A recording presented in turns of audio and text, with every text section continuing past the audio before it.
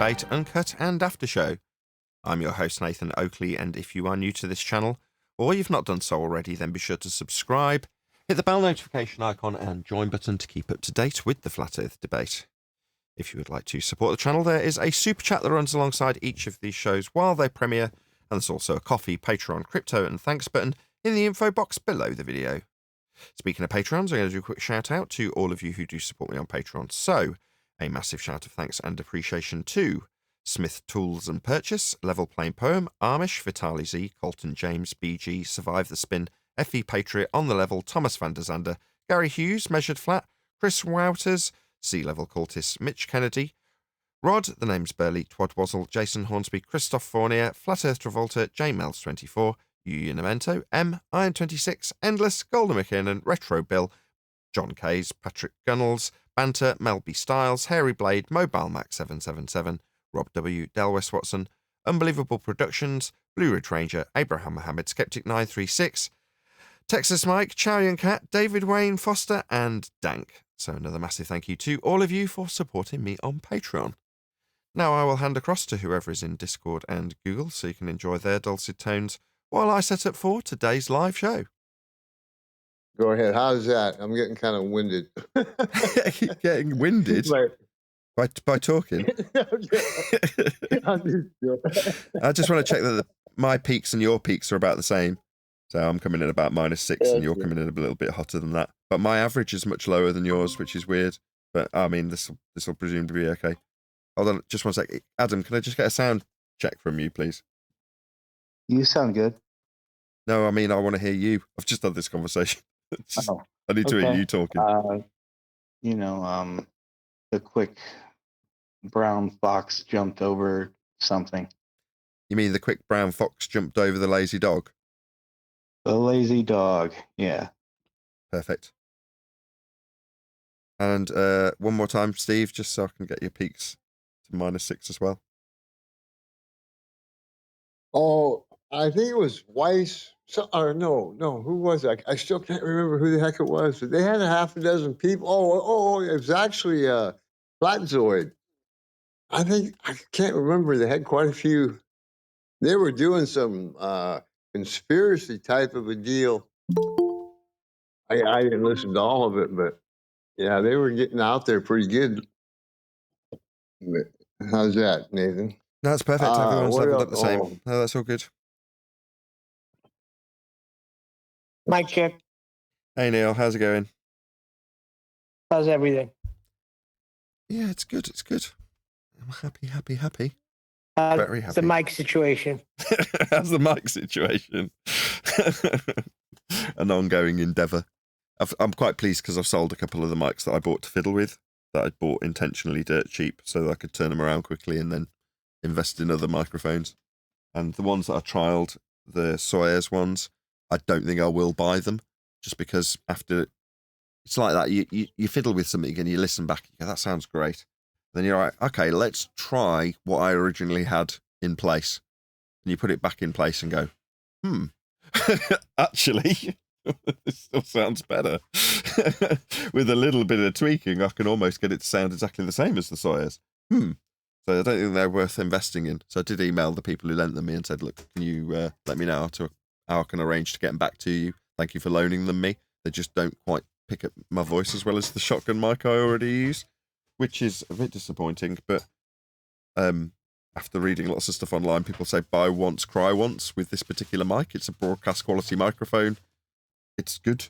And as much as I want something to be better, I don't think there is. So nevertheless, there is other things that I'm looking to purchase, one of which I got in the post today, which was a little iRig Pre-HD, and it's replacing my, what is it called? Audion Evo 4, which frankly I could chuck out the frickin' window. I've made about 19 recordings with this thing, right? So I bought my daughter a little mic, and I'm like, that'll be useful if I use the old interface with my iPad, because that's what it's designed to do. So I plugged it up and it all works, seemingly. But every single one of the 19 recordings I've made in GarageBand as separate voiceovers, which is a pain in the ass in and of itself, not one has ended up being a video. Not one. They've all ended up being wrong, broken, not working correctly, whatever. all useless wastes of time that none of which has turned into money and videos, right? Very irritating. So today, having ordered it last week, I got this iRig cheap thing from 10 years ago that's very out of date. I'm like, there's no way this is going to work. Works absolutely perfectly. Because it's more basic, it's mono. It doesn't have a stereo line into it. It just sees one line from a mic. But this thing, you plug the iPad Pro into it, right? It'll take the power from the iPad and power itself on. Not only that, the iPad immediately clicks in and says, oh, you've got a mic connected. Wonderful. It doesn't see it as a stereo signal because it's not a stereo interface. So it can only see it as mono, right? And it'll pass the power from the iPad through this iRig HD Pre into the mic, so you can power the mic with 48-volt phantom power from the iPad via this little magic box. And the box is teeny tiny little thing. Just works. Like, finally. So what that means is I can now, as I previously used to do, use iMovie to rattle off a movie, right? A video for YouTube. And when I do that, typically, I just use the mic on the iPad to put a voiceover on. Now, like I say, in 19 attempts of using GarageBand to sync up with iMovie, in other words, doing a separate voiceover, which means you don't get to see what you're voicing over because you're in a completely different piece of software. So you're doing it blind, basically, which is okay so long as it works, which it never has. But now, with a mono DAC interface, ADC, DAC, I can now just plug the iPad in and instantly just put a better quality voiceover on top of my videos without any messing around, without batteries in the device, because it can work with batteries. But it doesn't. It passes the power straight from the iPad to the mic. So now I can actually look at getting a better quality mic than the 50 quid mic that I bought for my daughter to do her podcasts that I've been testing this stuff with. So it's like I've been buying cheap stuff so I can eventually get to a point where I go, no, that actually will make my life easier and improve the quality. That's the point that I'm prepared to say, okay, well, I will actually dedicate a bit of time and money to this separate rig that I've built to do that. And I've finally achieved that today. I did a very quick test with it. And I was just so excited. I'm like, oh my God, it passes the 48 volt through. Yes. I was so delighted because it'll make my life not easier. It's an extra 20 seconds, but you can cope with that, right? If the sound quality is vastly improved on your overdubbed videos, which it now will be, it's like, fine, now I'll think about improving that mic. So rather than improving the shotgun mic, which was my original intention, I'm probably going to end up sticking with what I've already got. And everybody who I've looked at on reviews of even more expensive shotgun mics say the same thing. Well, it's a little bit different. You're like, what were you saying? This double the price mic's not better? And they're like, no, it's a bit different. You're like, well, okay. What's the point then? So what I've decided to do after a bucket ton of research is build a mic, right, off parts from a pre-built mic that's 99% the mic I want. I'll just add a couple of other parts, but that might involve me asking somebody to order something in the States from a website that will be a lot less fussy about posting it to that person, and then I'll ask them to post it onto me. So there's a $40 or $45, I forget, part that I want in order to achieve this project, right? Now, if you want to know about that particular project, I can tell you about that now, but I've probably bored the pants off everyone long enough about mics in this particular video. Do you want to know about that project? Nobody's saying yes. Of course. You do? Of course. Okay. Right. There's a manufacturer of mics called Neumann, and they make a mic that I like the sound of. And every time I hear it on somebody's voice, it doesn't matter what the recording is or even the environment they're recording, I like the sound of it. Problem is, I've got very good taste. That mic costs about $3,000, $4,000 if you're in American money. A lot of money. Never going to spend that on a mic. Now, based on my understanding of manufacturing in terms of speakers, I've seen and know what is involved with getting better tolerances to achieve a better outcome in audio fidelity, right? So I understand what it is to be a part that looks exactly the same as another part and be a better quality. I'll give you an example. In the speakers that I used to be a distributor for, right, Dyne Audio speakers had a tweeter, high frequency unit, and it could go into a speaker that costs £250 and a speaker that cost £50,000, right? What's the difference in terms of when you hold them next to each other? Well, the answer is nothing.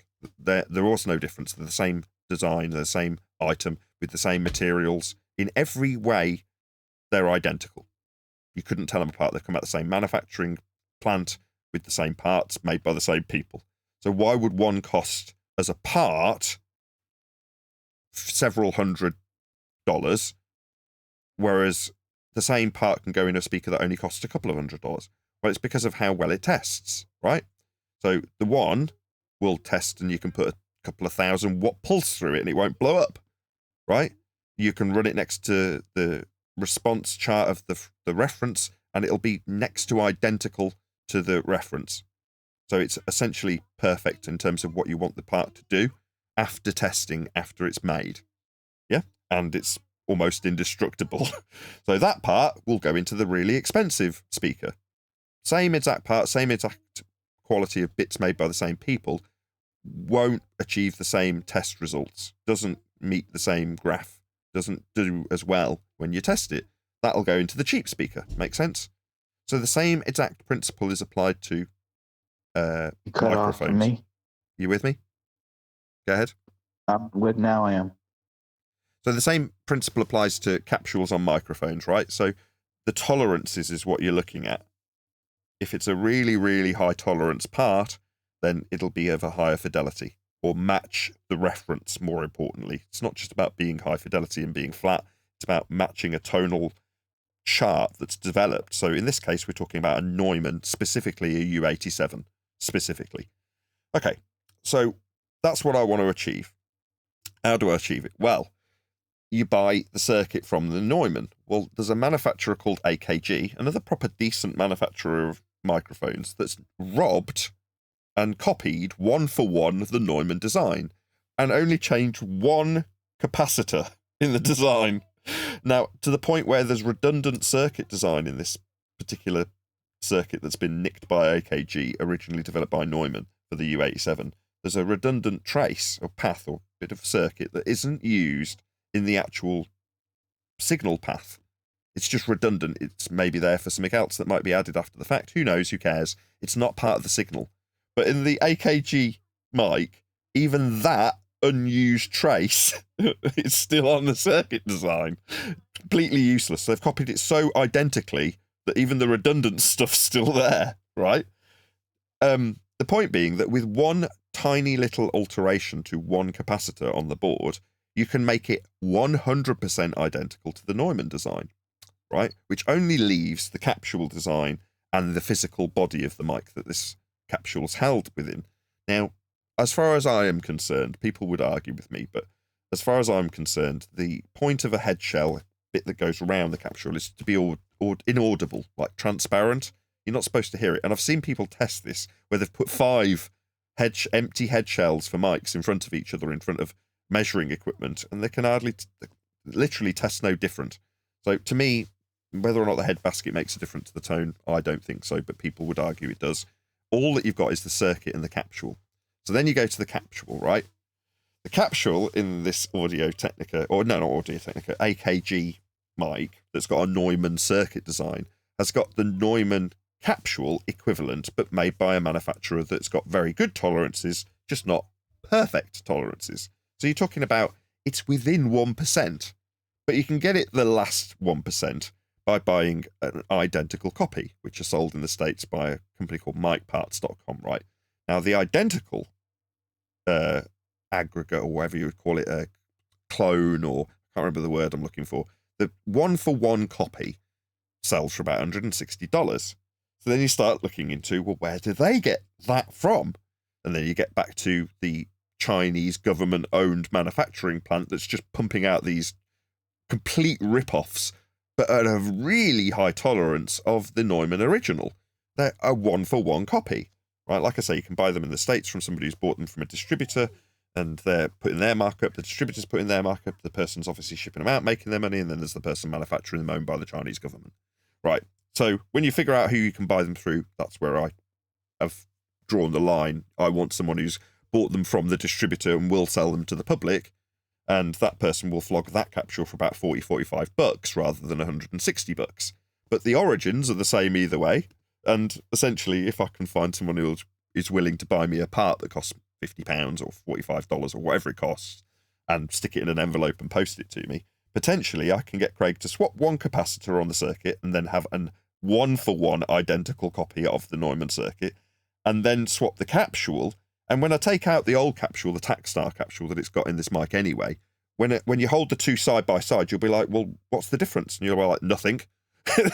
They're basically the same. It's just this one in my right hand is built to a slightly higher tolerance than this one. But other than that, they're basically the same thing. A bit like with the tweeters, there's no difference between them. So that's what I'm intending to do. I'll buy a £150 mic body, and then get Craig to swap one cap or whatever is a resistor or whatever the one single surface mount component is. And then hopefully someone will send me a capsule from the States that's been ordered from China through the distributor for 45 bucks. I'll get Craig to attach that onto the head shell. I'll then take the old one out and stick it on eBay for £30, literally, and I'll easily sell it for that. And have a one-for-one copy of a Neumann U87. That's my intention. And the end cost will probably be about £200 rather than £3,000. There you go.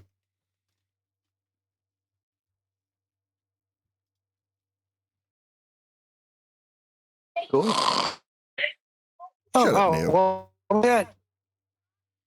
That's Very good, Nathan. Very good. As long as you're happy, we need a happy host. I like doing this. I want to do things that are specifically for the technical reproduction of the sound of the show. So, all of my recorded videos, that particular mic will end up on a completely separate system to this one. So it's the one I'll use for the iPad. That's what that'll be destined for a different purpose to now. Live broadcasting I'll still use this shotgun, I think. Unless I can find something better, and the quest does continue. I've been trying to haggle with somebody over an Audio Technica 804053B, which is, again, marketed by Audio Technica as a musical instrument mic, but is widely renowned by people who are doing voice recordings as an exceptional indoor dialogue microphone. Now, I don't want to pay £450 for it, but there's one on eBay for £300, and I want the guy to sell it me for less. Now, whether or not he's already said no, I'll wait. But I'm like, come on, mate, let's haggle.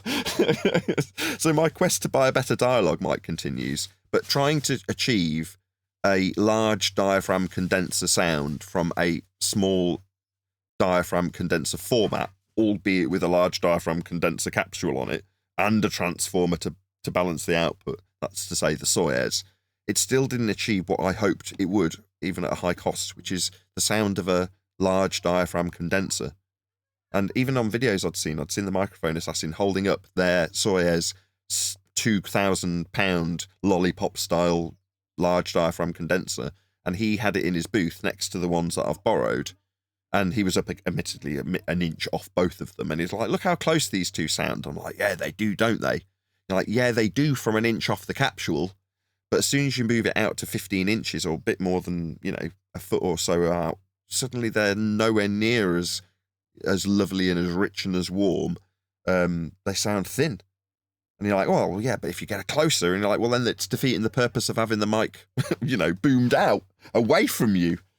So the quest continues for a really good indoor dialogue mic that will beat a shotgun mic, or not beat a shotgun mic, beat this shotgun mic, the NTG3, which, like I say, is a broadcast standard microphone. People use it in scenarios that you might have moisture. So the examples I had where if you're in a locker room and you've got a whole load of champagne flying around, it's the kind of mic that you dig out your bag to do that with. You're like, okay, fine. So it's not like it's a crappy microphone. Plenty of recording people who record are using an NTG3 in their bag at some stage. So fine, it's obviously just a very, very, very good microphone, and it's going to take some beating in terms of what I find. I'm glad I didn't buy the Sawyers and they loaned them to me, because now I'd be sat on a boutique microphone worth £600+ that I'm like, it's not quite as good as my old shotgun mic. I'm glad I didn't sell the shotgun, but I've invested in this now, which is bad. So I haven't done that, which is good. And there's other people who've contributed to my mic journey, which I've been documenting on my iPad in terms of what I've been spending, so I don't go too nuts. And I think I'm only about £300, maybe £350 in the hole. That's all I've actually spent so far. And I've upgraded my interface and bought and sold half a dozen different microphones to try them. And like I say, at the end of that process, I've ended up with an audio interface that costs about what I've spent anyway. So I haven't gone nuts spending money on mics. If everyone's like, oh, you seem to be pouring money into microphones that you don't end up using, it's like they go straight back on eBay and get turned around, hopefully quickly, without losing too much money. So there we go. I'm learning a lot about microphones, and the only purpose in doing it, because it's tedious when it's going on for you guys. You're like, oh my god, is he still talking about microphones? Yeah, I am. But eventually, it's not like I've been talking about this mic that I'm using currently for the last 2 or 3 or 4 or 5 years or however long I've been using it. It just does the job, and it's been doing the job happily, so it doesn't need talking about. But when you're thinking about doing things to improve the sound of your show, and it is 90% of the show, isn't it? We're a spoken word show. So it's like, to me, that's critically important. Now, it might not be important to you guys as guests. It's probably the last thing on your mind, but I still do post-processing on all of you and level you up. So, it's still just as important, and that's just limitations on what I can control. I can't put good mics under everyone's mouths. But I can under my own. So there we go. That's why I'm doing this.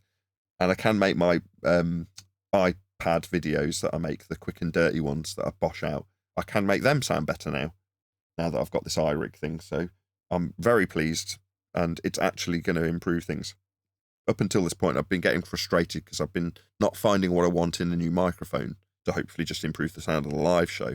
But in the process, I'm now like, okay, now I've actually got a useful separate rig for recording other separate ancillary videos to the live show. They will improve without any detriment to my time. So maybe I'll find a better mic for the live show. We'll find. But the other thing is, people have been contributing to me. A couple of people did send me a PayPal contribution to say, well, they didn't specifically say it was about mics. I think one did. But yeah, if you're those people and you're like, oh, I thought you were going to buy the Sawyers. Well, I did kind of suggest that I would do a GoFundMe if I was absolutely certain I wanted it. But I've been still spending money on things like the iRig Pro and the SSL2 and the Audio Technica mic that I'm going to presumably keep unless I sell it. So anyway, please keep giving me money. In other words, don't feel like just because I haven't invested in the Sawyers, that means I'm not worth investing in with PayPal donations, because I still need to keep food on the table. And that money has still actually been contributed towards the process of getting a new microphone, in case anybody did specifically give me money for that purpose. It has been or is being spent on that, just so you know. A lot of people probably wouldn't care. They'd be like, thanks for the money. Great, I'll get on with my day. But if I've specifically mentioned something and then someone's giving me money, I kind of think that they would expect me to invest in whatever it was I was talking about when they decided to give me the money. It might not be the case, but I'm just conscious of it, or hyper conscious of it. Don't want anyone to feel like I'm diddling anybody.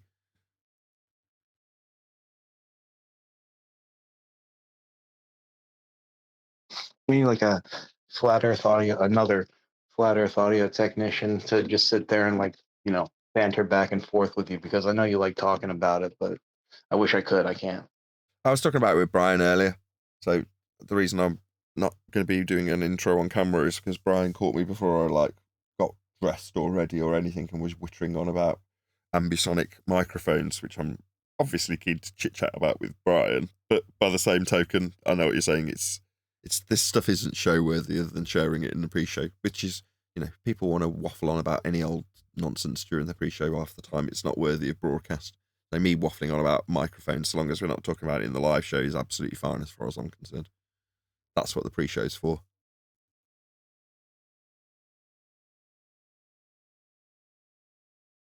But yeah, I'll document it. If I do end up doing that, right, that's the only thing I will have to do. If I end up ordering them the mic new from AKG, and it's a cheap, or relatively cheap microphone in the scheme of things, I'll then put out a call to action. I'll say, if somebody's willing to buy something from the States and post it to me, please let me know.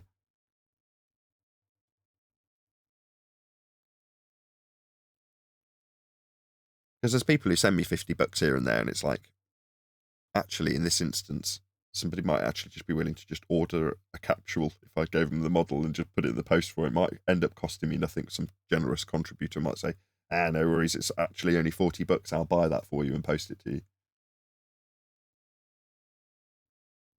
for a mic project.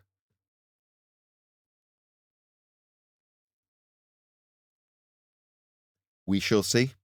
But either way, I need somebody who's willing to do it regardless. So even if it's me paying for the capsule, which is obviously perfectly acceptable, I don't expect somebody to actually buy it for me, but I'm happy to buy it, and somebody will hopefully post it to me. I said if I contact the manufacturer, not the manufacturer, the distributor, they might just say, oh, yeah, we'll post it to the UK, no worries. Just when they post things with an invoice, you're more likely to get taxed. Because if someone just buys it and then takes out the invoice and puts it in a little box or puts it in an envelope and just posts it to me in Jiffy bag. And hard to bring it up, put it in Discord or something. I may do. I just don't want to ask anybody to do it till I've actually got the requirement. So once I've like put in an Amazon order via my wife, which is how I typically do it, then I'll be like, yeah, I have actually ordered that mic. I'm sure Craig can get hold of a $1 capacitor. But as for the capsule, I do need someone else to order it or buy it and post it to me. Well, Hey, did I tell you what happened on the other job I'm on? What? Same job where I cut the pipe. Go on. The other night, one of my coworkers decided to start a fire. How? It's literally the job from hell. I don't even want to go in anymore. The job is jinx. We use a torch sometimes to heat up the material so you can cut it in easier. It seems like he held the torch against, like, picture your local supermarket checkout area. So he's cutting in one of the registers. And I had just opened one of them up to see if they had an outlet there. And I saw how dirty they were inside, dusty and dirty. He must have caught something in there. And the whole place was smoking. But that's not even the problem. The problem is he was running through the store screaming, fire, fire. Thank God there's no customers and it's closed. But geez, come on. I was like, yo, dude, you got to relax. You're screaming fire. We already cut a pipe. You didn't even have to bring it to their attention. You know you're using a torch. If something starts to smoke, you just put it out. He said, no, it was a 2-foot flame. Anyway, the job from hell. Fair enough. Good in a way, because sometimes when these jobs work out like that, you're not the only one that's made a mess up of something, accidentally, of course, but that won't be the bitter taste from the job. There's other bitter tastes that will overpower your bitter taste, if you know what I mean. Oh, I know what you mean. I have waffled. I've waffled for about 2 straight hours. It's because I'm so excited about the iRig making my life better that I've waffled on about it to Brian, and now I've recorded waffle about microphones for half an hour, and I've not done anything. I've not even got a t-shirt on. Will you reliably chit chat if I go and actually get myself a cup of coffee and put a t-shirt on? It's terrible, really. Not slick. I'll be back. Please talk amongst yourselves. I'm relying on you, Discord. When I come back and listen to the stony silences, I'll be really frustrated.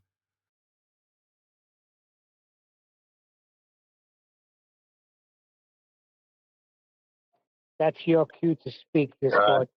And once again, silence. What do you call us?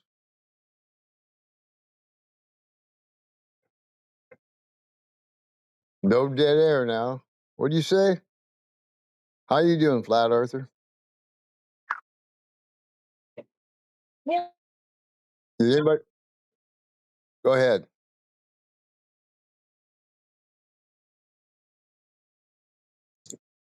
Did anybody watch? I don't hear Flatzoid? him.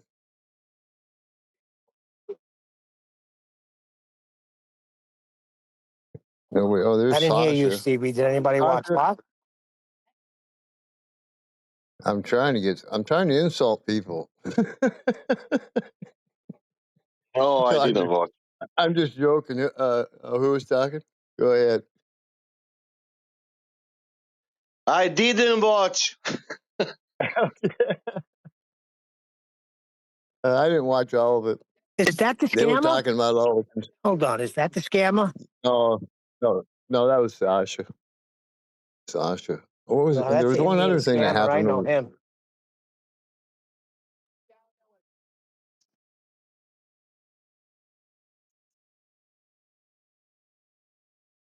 Oh, I saw that one guy from Japan. Why can't I think of his name? I want to say Tarbu, but it's not Tarbu. Tarbu did one too. What's the guy's name from Japan? He's from Brazil. He had a guy on Banjo. there. That's Banjo, What is Flat it? Earth Banjo. Yeah. He's a pretty good guy, and he was covering. And he had a guy on, some type of a specialist of some kind on CGI, but he was exposing some more of the southern Antarctica film. Thought that was pretty interesting. If anybody saw that?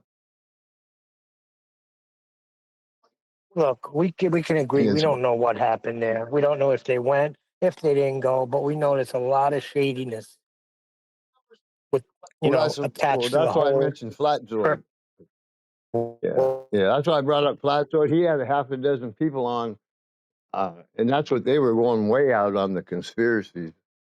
I thought that was pretty far out there. Or, it wasn't too bad, but it is I don't want to bring up conspiracies, but we live in a world of not what you thought it was. A lot of people struggle with that one.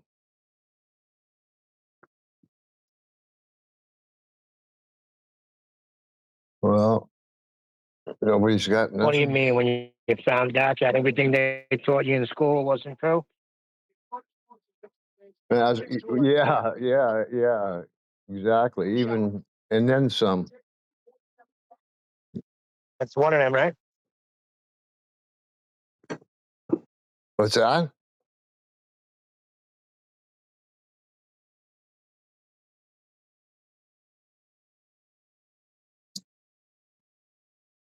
Well, it's pretty interesting times we're living in. I mean, it's unlimited the topics out there right now. In the U.S., it's crazy, actually. All the political crap, everything going on, price of eggs. Come to find out, that's a conspiracy too. Uh, Yeah, all on the same team. That whole Zelensky thing the other day, it just seems so staged to me.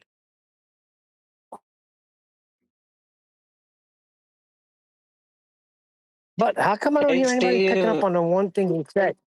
hey No, Neil. remember what he said? He said, I had, oh, well, yeah. Go ahead, or somebody finish. Go ahead, Neil. you're going to interrupt me and then you're not going to finish?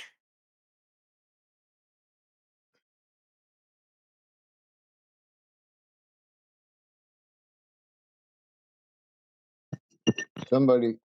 I gave you the chance to finish. It's a major, I noticed a major delay. I don't care. Anybody says there's Never no mind. delay, that's a bunch of baloney. There's a major delay. Yeah, but the guy Zelensky said something about us being safe and you don't feel it now, but you will feel it later. We don't feel it now because we have this big ocean.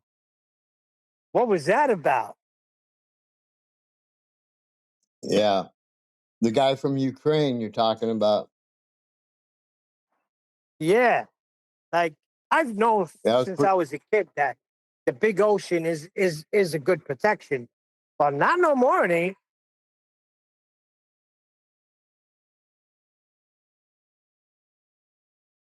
What are you thinking, Flat Arthur?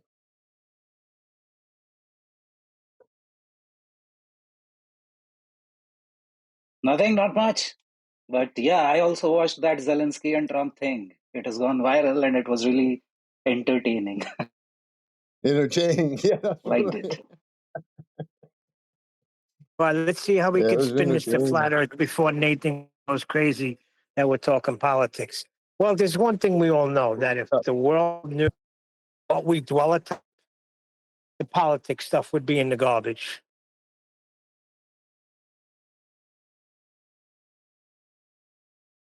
Right? No You more got a bad global warming. mic. No more of the nonsense. Everybody knows that we're created, that there is a creation, and a creation needs a creator, and everybody would have a different mindset. That's what I believe.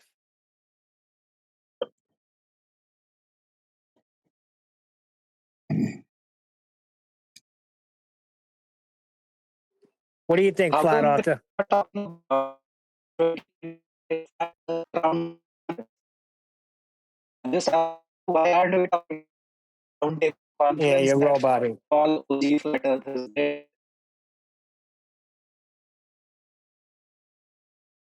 Go out and go in, flat earth. Georgie?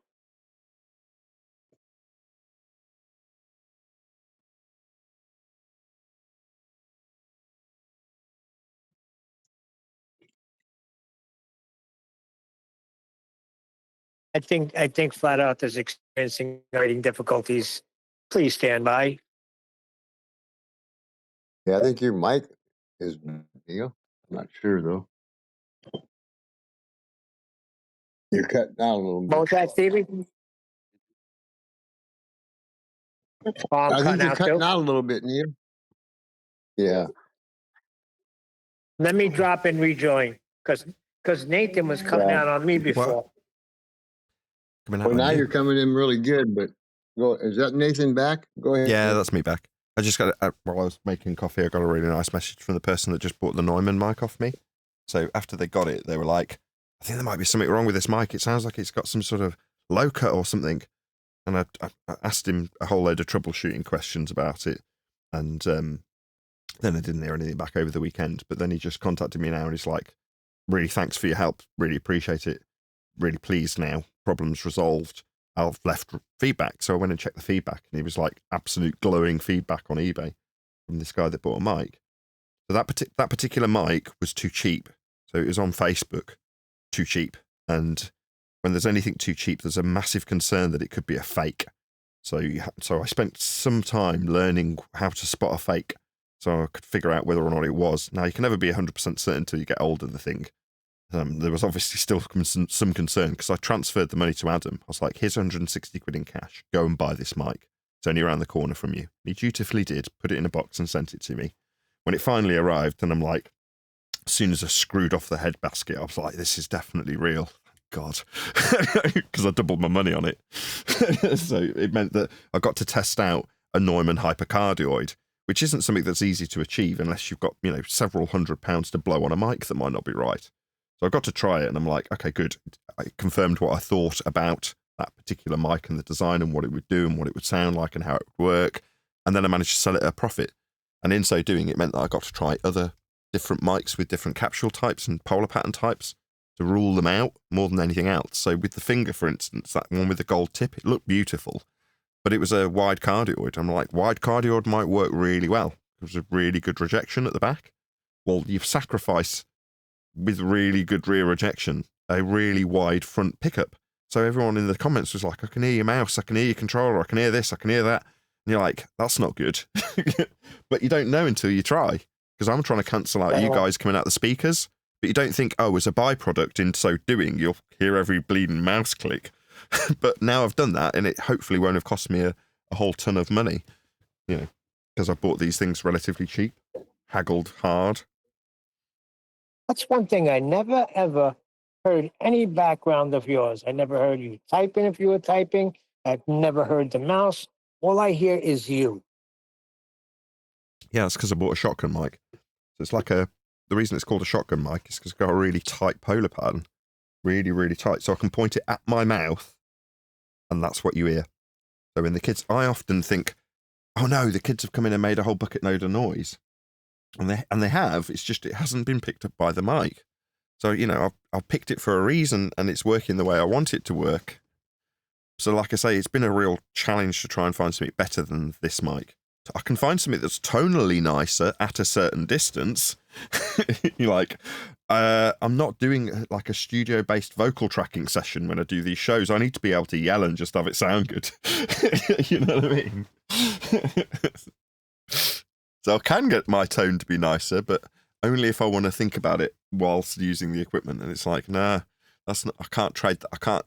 That's not a trade-off I'm prepared to make. I need to be able to focus every ounce of my energy in defeating the fundy in front of me. So yeah, the mic being an afterthought while I'm debating somebody is actually very important. Got to keep track of every single thing that they've bullshitted about up until that point. You can't do that if you're thinking, I must be 3 fingers away from this mic to keep my tone nicer to justify the cost. No, you need the liberty. I understand what you're saying. But let me get on something that's more front foot. What's the story with the book this week? Are we doing it? Maybe a couple of days? Yeah, We're in a home arranged. stretch now, you know. Yeah, I know. We've arranged with Flatsy for her to come in on Thursday and start going through it from stenography or whatever the words are in book processing terms. So yeah, we're at the Flatsy stage, Neil. You know what that means, right? The Flatsy stage. When I say that, you know what that means, right? Absolutely. She's going to be going through the book, fixing all the grammatical errors. Yeah, right? basically. Yeah. Which means it's written, right? It's a written book. In other words, if we were to put it out today, you'd go, oh, it's a bit crap that you've spelled that word wrong. It's a bit, that's not very well, that's not good grammar, you know, or whatever. That's what you'd get. But the content's all there now, isn't it? It's done. Oh, minus 1 paragraph at the end from me. And my paragraph at the end has got to say words to the effect of, right, if you've got to the end of this, if you've got to this part of the book and there's bits that you don't fully understand to the point where you could repeat them back to a third party, then you need to go back to that section and just read that section again. Like, if you don't understand how Coriolis would describe Earth as the which frame of reference, Neil? Inertial or non-inertial, Neil? Non-inertial spinning reference frame. Right. If you were to understand that the globe as a claim to be ball spinning in a vacuum is the non-inertial turning reference frame, if you know that just by me leading you in this last bit that I'm going to write, as the person reading it, if you're like, no, I understood before I got to the end of that sentence that it was the non-inertial turning reference frame when detailing their claim of Coriolis on a globe Earth that's not spinning because it's nonsense and they need a horizontal plane to be claiming it. I knew that straight away. Well, then you don't need to go back and read this book again. You can get on with your day. But if you didn't, you need to go back to that chapter and read it again. Same with gravity. It's and then maybe another example. I'm sorry, it's called proofreading, right? No, it's a chapter. No, it's not. Yeah, it's proofreading, yes, for Flatsy, going back two sentences. But I need to start the live show. Let's get it on. Hello, everyone. On. Good morning. I don't know what we're going to be covering today. I have no idea. I'm quite excited to be in a position to be asking resident flat earth technician Craig from Click OK if he's happy to be modifying microphones for me. But we've talked about that for the entire pre-show. So rather than that, we're going to talk about some more gossip-related stuff that I was discussing with Brian in the build-up to the pre-show. That is to say, I had a phone call with Brian, which is strictly a pre-show, right? Call with Brian. Yeah. So, we're talking about microphones also, but I won't go into that particular conversation. I shared a message that I got with Brian from Mark. Now, from what I understand, this has become public information as Mark did a show about it, discussing the whys and wherefores of the scripted responses of Paul on the plane, Patricia Steer, Jaron himself, who else is recently? Robbie, Celebrate Truth. There's a few others, but there's a sort of scripted response that's coming out of these guys' mouths in terms of suggesting that there wasn't any evidence for a flat Earth and that it's a conspiracy cult or whatever it's being described as. I haven't actually been privy to any of these people firsthand because I don't watch any of them. Oh, you are offline. Oh, what's going on here? Yeah, Can you still hear me? Dropping out from me too. Oh, really? It's actually saying I've got internet issues. Maybe I need to reset my router. Okay. We hear you It fine was here. happening throughout the It was happening throughout the pre-show. Yeah, I've just heard you dropping from me. No, it's saying I'm offline. Oh, well, isn't that terrible? It looks like I'm having internet issues, which is very unusual. I've normally got exceptionally good internet, but obviously not today. How can you be offline talking to us? No, it's not that I'm offline. It's just I'm getting dropouts. I'm not getting any drop frames in OBS, though. Who knows? The show must go on. If this ends up being a terrible broadcast, hopefully the recording will be decent. Well, I know it is, because I can hear you, John. Hey-ho, such is life. I've got a stream going, and it is still broadcasting. So if you are joining us, hopefully it'll be a reasonably decent show. Where's everybody today? I don't know. Stephen Davies. Oh. So what happened with Brian? Yeah, well, I was just asking him for his opinion. Go ahead, John. Well, no, I was trying to lead you back into it with kind of scripted responses, Jaron, the other people that say they're not flat earthers anymore and that we're a cult. How does that tie into Brian? Well, I was just asking his opinion on it, as in, what do you think about this? And one of the things that Brian noted was that it was suggested by Mark Sargent that Patricia Steer had been given a boatload of money because she'd gone out and bought a new car. And I'm like, so what? People buy new cars, and Patricia's fond of getting relatively new cars. Well, brand new cars, but relatively frequently. And that's not out of character. So therefore, to suggest that she's been paid off in this regard seems absurd. I know she's not short of money. So I don't think that would be the case, but that was the inference that Mark had put on it. Now, the scripted responses, them all basically doing a cut and paste generic, I'm leaving flat earth because there's no evidence. Again, I asked Brian if he'd got a copy of this, because apparently it came out on an actual written statement from Patricia Steer. But there's other things that are odd, like Lisbeth is now Mark co-host. Now, I know that Mark's fairly fast and loose with who he'll associate with. If you ask him, he'll do a show with you. Like, he has never, ever turned me down. And I know he's just generally taken that attitude and been quite open about the fact, no, I'll do a show with you if you ask. Doesn't matter who you are. If you're asking, I'll do it. No worries. So therefore, he's a bit of a whore in that regard. No offense, Mark. I mean, in the nicest possible way.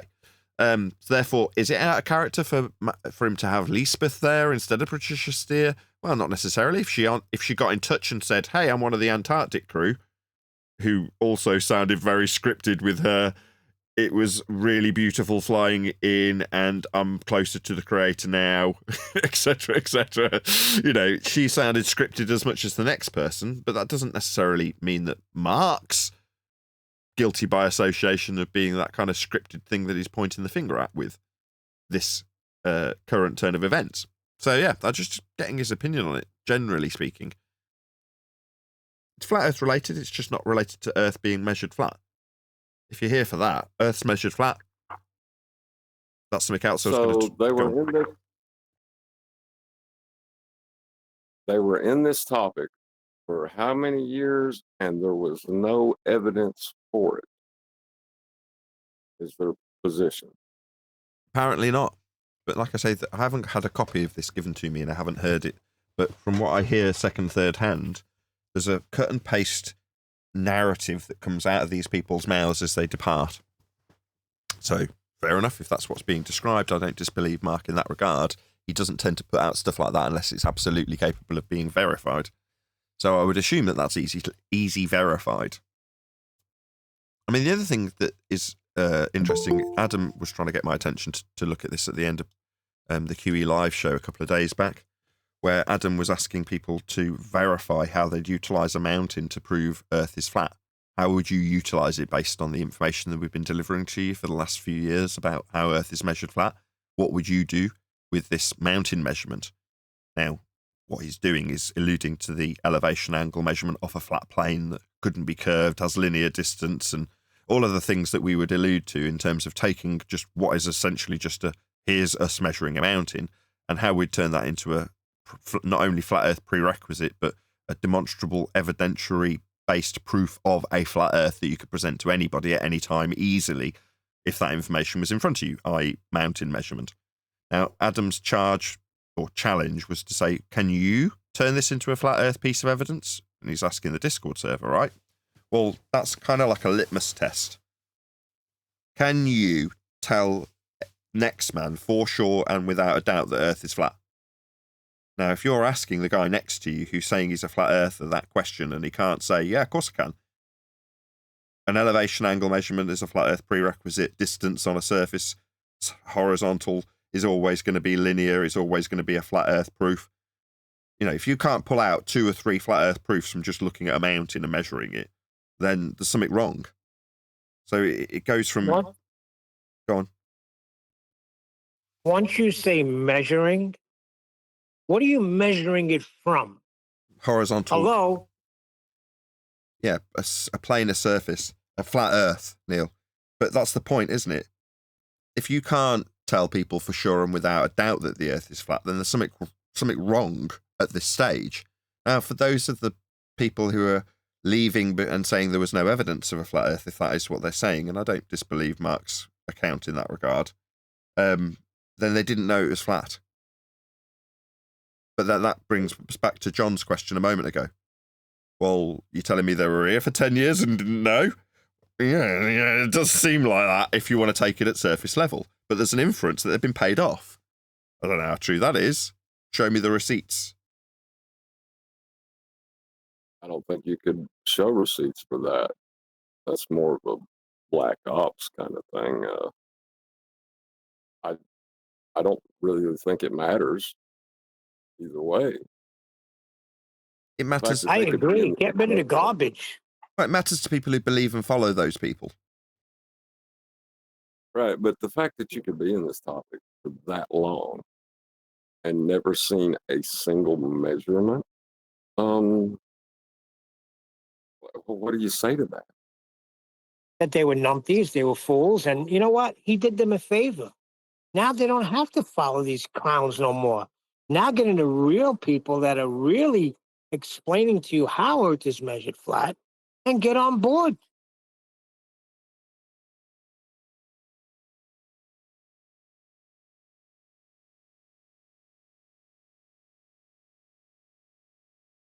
Well, no, I don't know what to say. That has to be the dumbest thing I've ever heard in my life. You can spend that long in a topic and not know what you're talking about.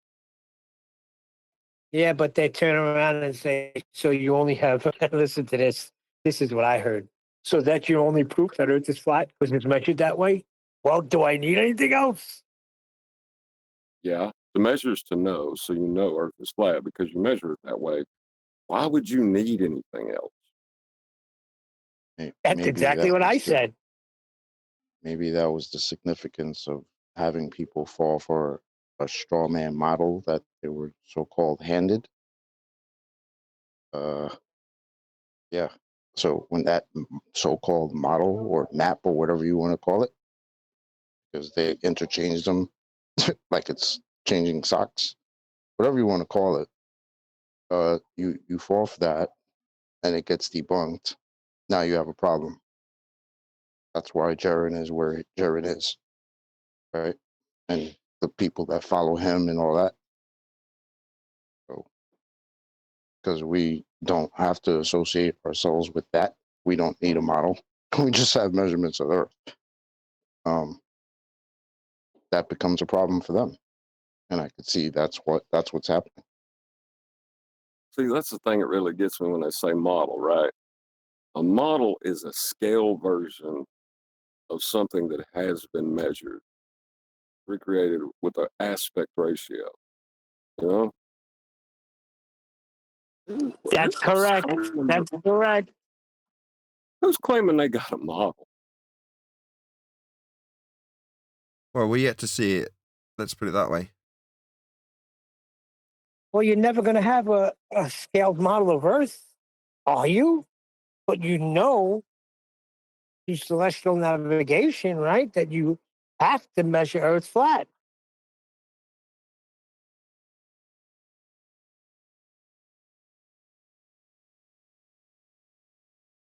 But that's what I'm saying. But that's what the significance of it was. Just keep asking the flat earthers, oh, where's your model? Where's your model? Where's your model?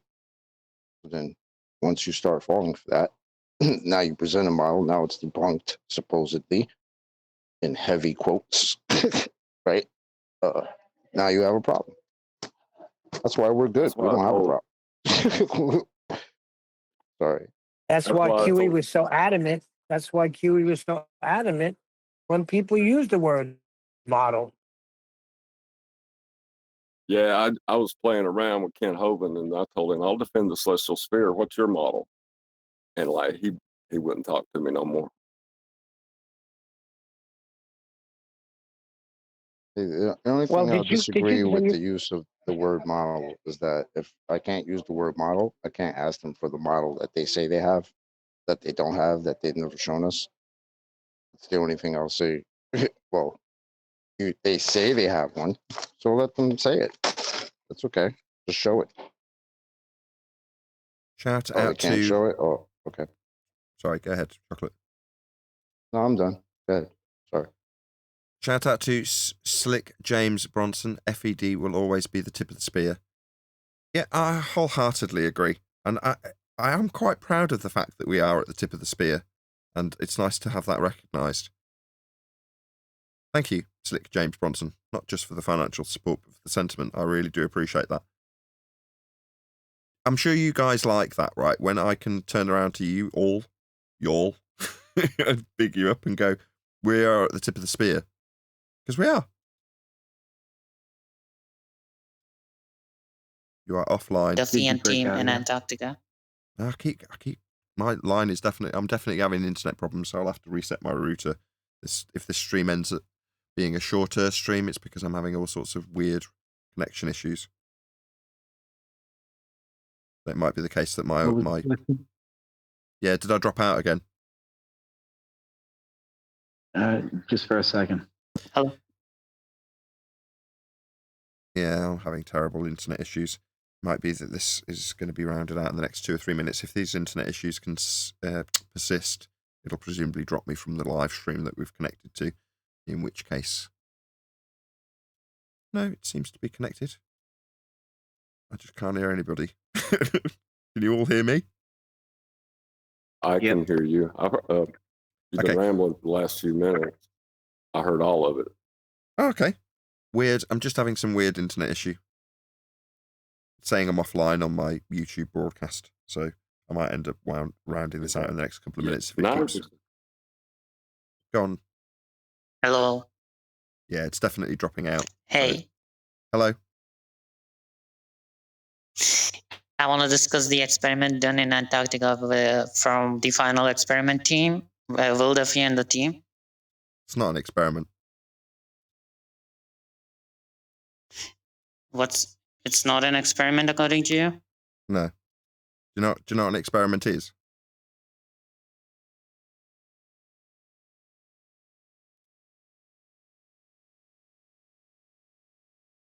Do you know what an experiment is? So according to the guy that created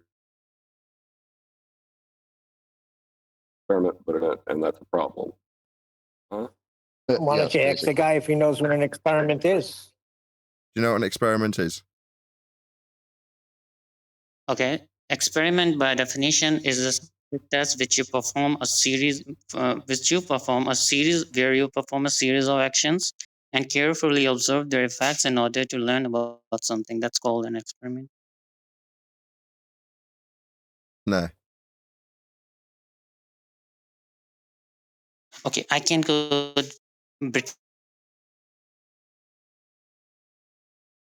of actions and carefully observe their effects in order to learn about something. That's called an experiment. Okay, that's not scientific validation for cause and effect. So no. Science, if you're talking about experiment. Yeah. Okay, so in the experiment they have did in Antarctica, there was a cause and effect. So you can have a hypothesis where you can have your independent and dependent variable. The independent variable is the location, and the dependent variable is the observation of the sun. So if you change your IV from your latitude to all the way to 80 degrees south, then the sun observation is dependent on that. So you can go and observe, like, is the sun circling or whatever it's doing. So it's a scientific experiment. So you're saying... So we already know you don't know anything about experiments. Do you know that latitude and north, south, east, and west are with respect to a plane of reference? How's that helping? Latitudes are the concentric circles, or latitudes are like some people say it's based on Polaris, but I don't know. But there are latitude lines, Okay. and it's called the coordinate system. Yeah, it's flat. Latitude lines are circles, I think, concentric flat. circles. Yeah, flat circles. With respect to the equatorial Flat plane. circle. Plane. Okay. So location's not a cause, and you're utilizing flat Earth measurements for latitude. Okay. So it's not an experiment. Locations aren't causes. Your location's not the cause of the sun. Okay? You being somewhere doesn't cause the sun to do anything. Yeah, because in my place, the sun is not doing circles over my head. But if people are trying to test by a scientific experiment, that if we go there, the cause and effect, the cause is the location, and effect is the sun is circling over your head or not.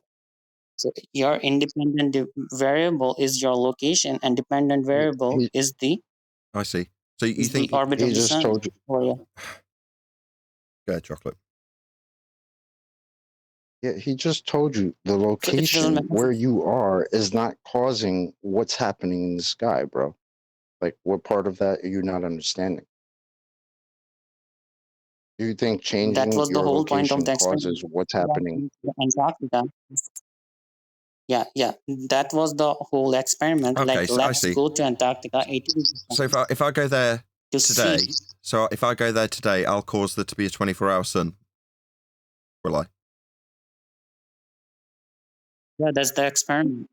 So you're saying it's experimentally validated that the location causes the sun to go around 24 hours. So if I go there today, the sun will go round my head for 24 hours, will it?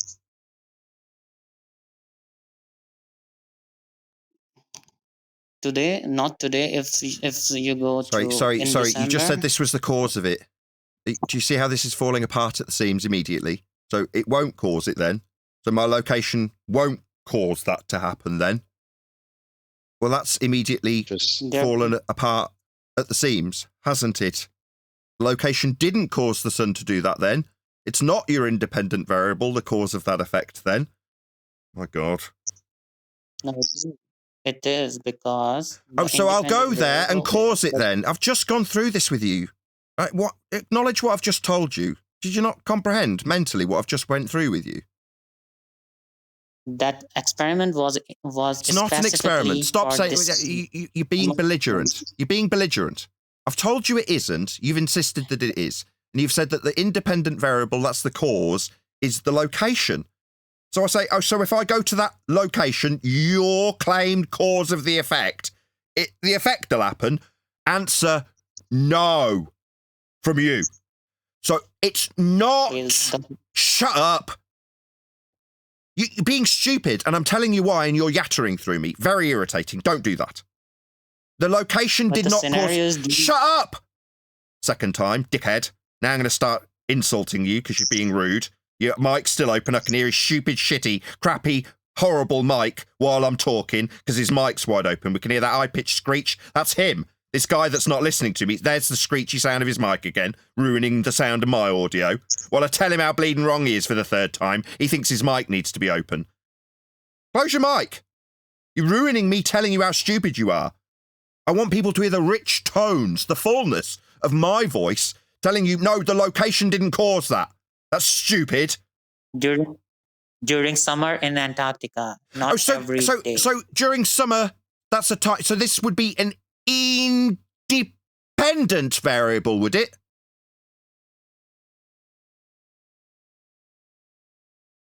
So is this a second thing? Yeah, the whole... So not that independent then. There's something else alongside it that needs to be considered. So like time of year and Yeah, your other location. factors can also. I'm still talking. Yeah. Yeah, I'm still talking. You're stupid and are not going to witter through me pointing out how stupid you are. That's not going to fly, my friend. No, it's not very independent, this variable, then. It's not on its own causing it, then. Yeah? It's just not. You're just wrong. Stop calling it an experiment. You're fundamentally incorrect. Now, I've demonstrated to you why. Now, you haven't acknowledged a single bloody word I've said to you. What you have done is kept your mic open, ruined the rich, dulcet tones that I'm trying to produce through this mic. That's what you've done. Not acknowledged how bleeding wrong you are. You haven't done that. Do you want to do that now, please?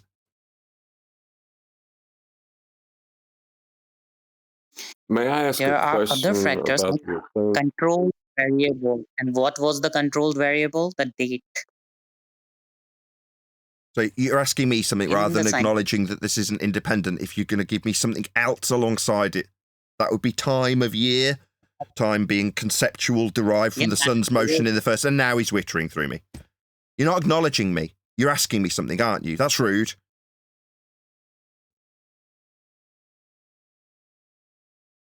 Okay, so you're saying it's not an experiment. Okay, go ahead. No, I'm saying problem. it's not an independent variable after telling you don't call it an experiment because it isn't. Then you insisted that it was, and then we went through your independent variable, which wasn't very independent. You still haven't acknowledged how bleeding independent it isn't, have you? Have you acknowledged that? In a scientific hypothesis, He's not controlled acknowledging it, variables are ladies and also gentlemen. This is what we call wanker behaviour. Wanker. Try again. Fifth time. There are other factors Wanker. involved. Talking to you, Other wanker. factors Wanker. also Fifth time, wanker. involved. Wanker. Wanker. Not independent, then. Not an independent variable because it's not independent. Can you acknowledge that for me, please? Independent variable is the location. On No, it the- isn't because you said So it's you not can that do that. causes it. When I asked you if I went there today, you said it won't cause it. It's not independent. There's going to be something else, isn't there? Making it not independent. It's the 6th time I've gone through it with you. Wanker. Yeah, there are other Wanker. variables. No, you're involved, just a like date and wanker. time. No, I'm not debating with you. You're a wanker. Why would I carry on this conversation? Variables. You're still talking while I'm calling you a wanker. I'm insulting you. You're a prick, a wanker, a degenerate, someone I don't want to communicate with. Now you're getting me irritated because you're not acknowledging how wrong you are. It's now your 5th attempt to tell me how something that's not going to be an independent variable, that's location, is an independent variable, in spite of, while you witter through me again, getting more and more irritated with you, you belligerent tosser. No, it's not an experiment. Your independent variable's not the cause of this effect. Neither is it independent, and you haven't acknowledged that. In 7 or 8 attempts of me trying to get you to acknowledge the flaw in your logic when you call this an experiment incorrectly. It isn't. There are other factors involved, like date. Particular So date, that's they go independent, to is it? December. And that would make it independent. So it's independent. That's a controlled variable. Independent. Other factors could also be involved in a scientific experiment. You cannot just close something. So when we control for time, you're going to stop time as a control variable, are you? No. we have No, a you particular stupid set. man, shut up. No, you're going to be Particular varying it alongside something else. You're going to call time a variable. You're going to call location a variable. This is idiotic. Now, it's 9 times I've tried to get you to acknowledge the flaw in your reasoning. You won't do it. You're a belligerent wanker.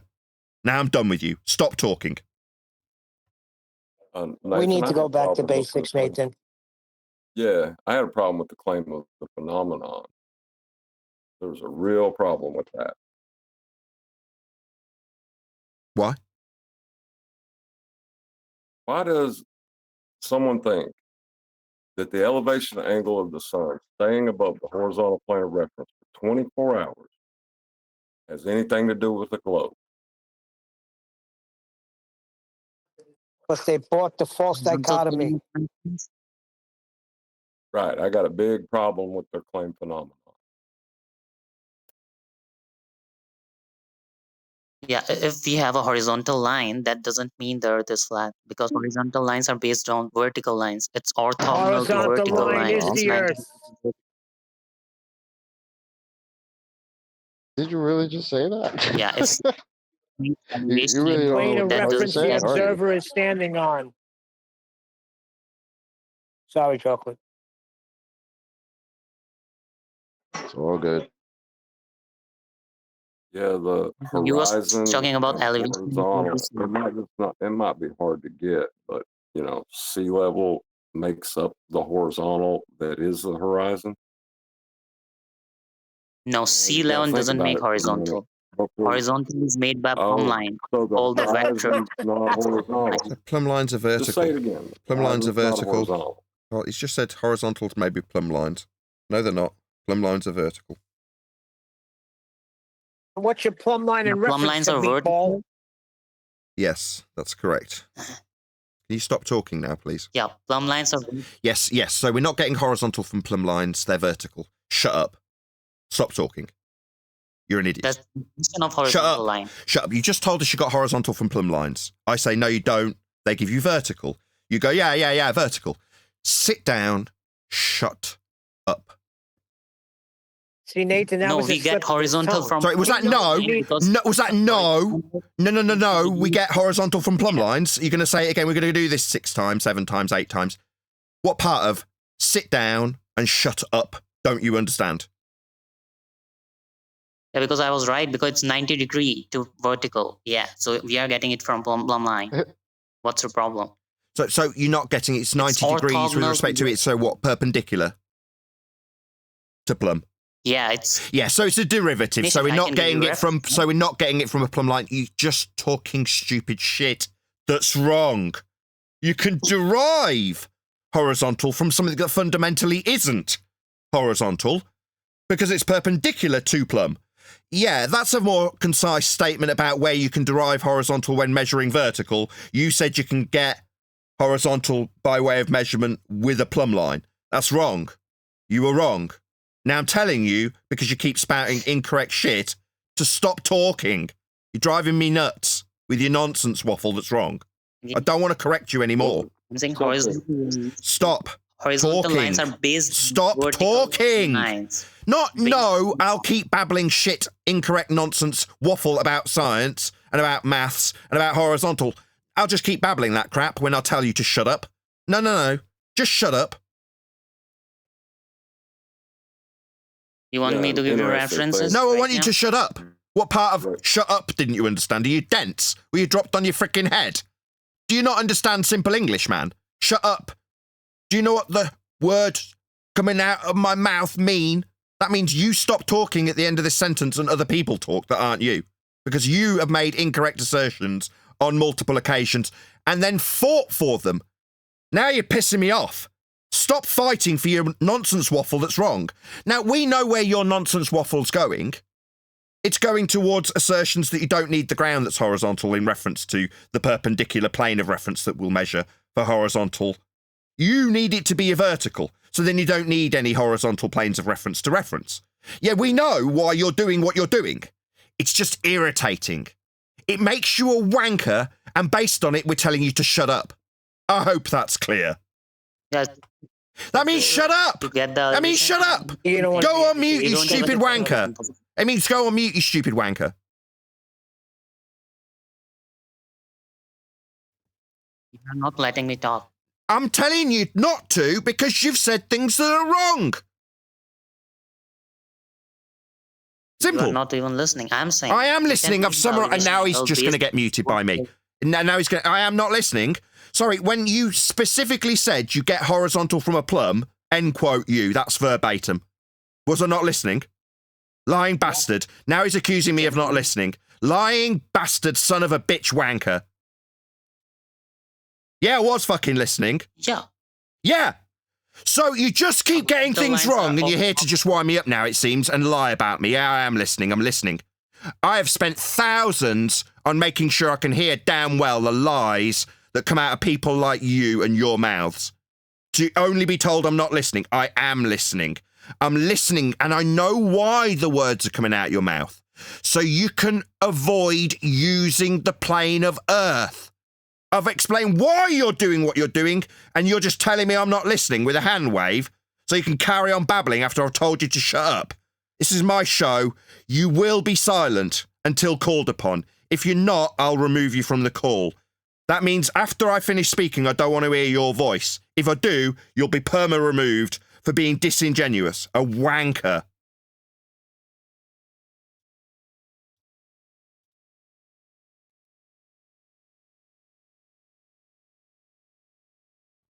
good.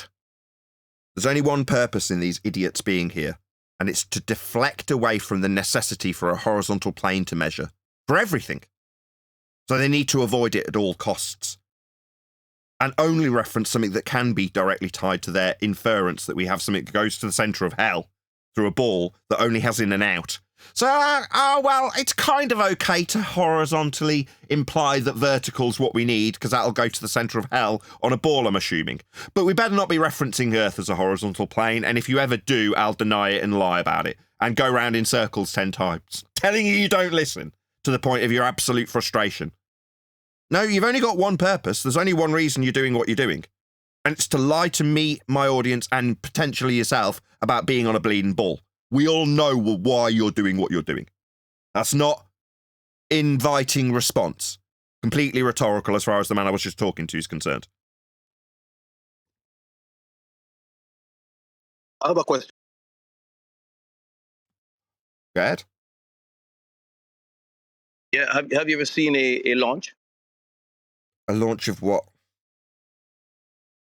Have you ever been to a live launch, like at Kennedy Space Center, JPL, California?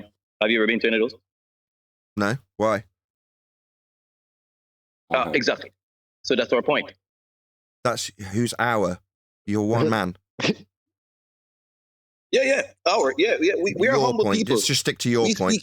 Don't try and appeal to some stereotype that you're a part of. Your point is that I haven't seen a space launch. Is that your point? What does that mean? My point is that we're humble. We can say our and we say we. We don't say I.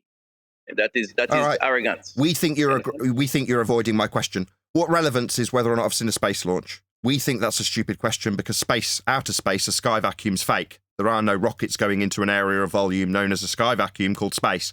So we think we collectively think that's a really stupid question.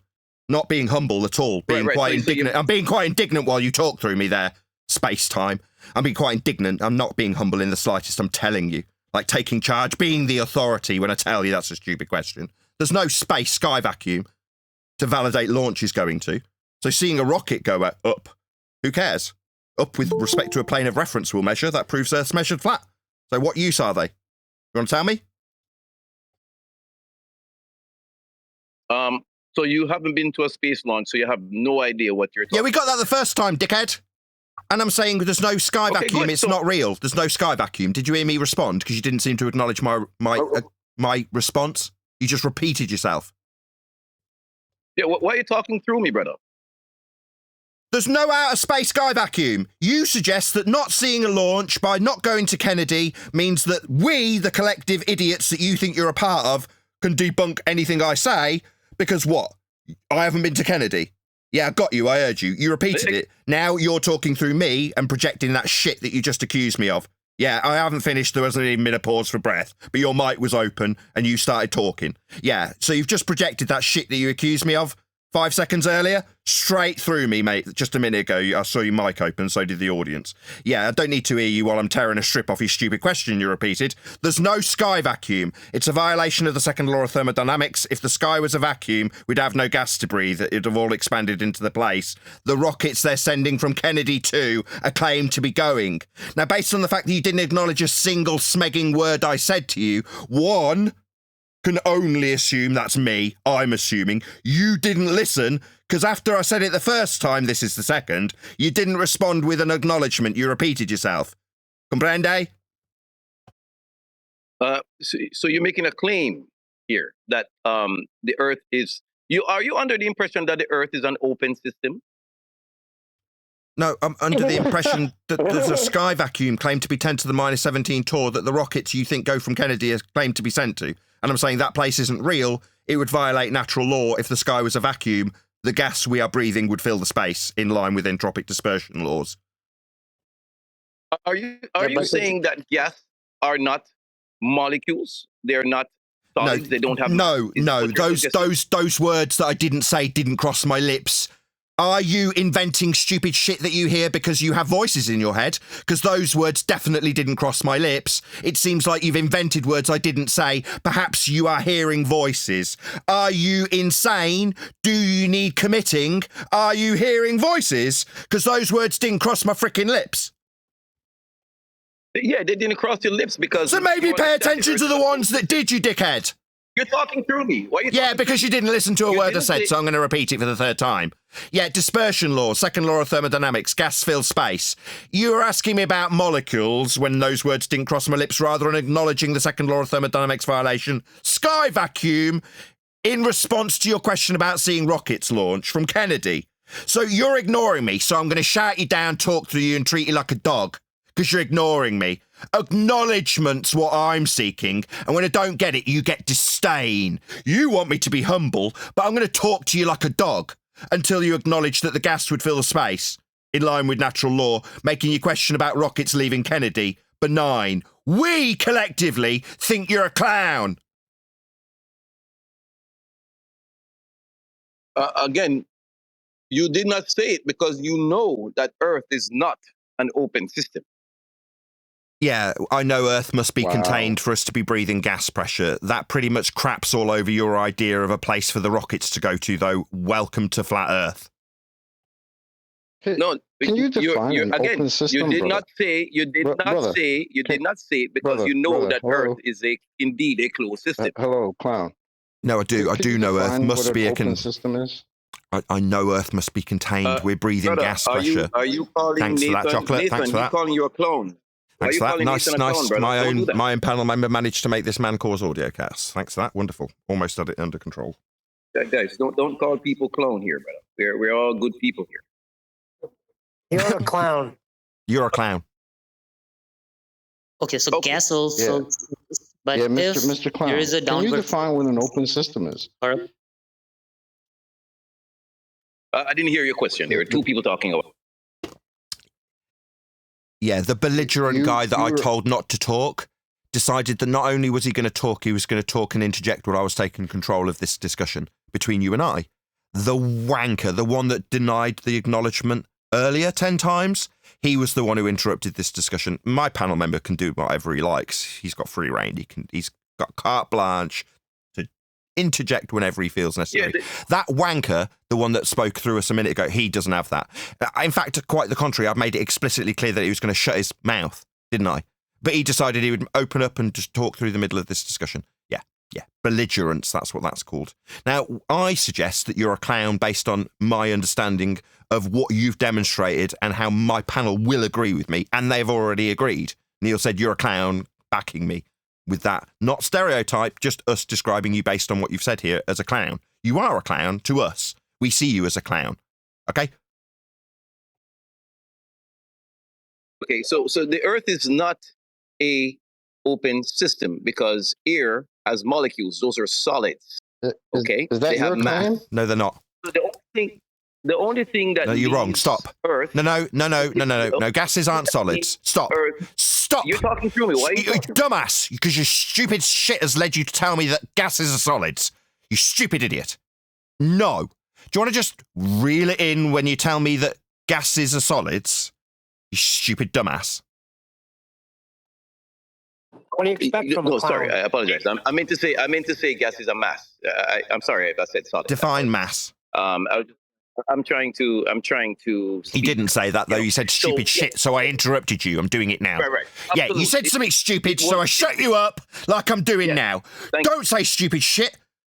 Then you won't be shut up. Right. And you won't have to bleat and moan about me talking through you. Yeah, I've got every right to when you say stupid shit.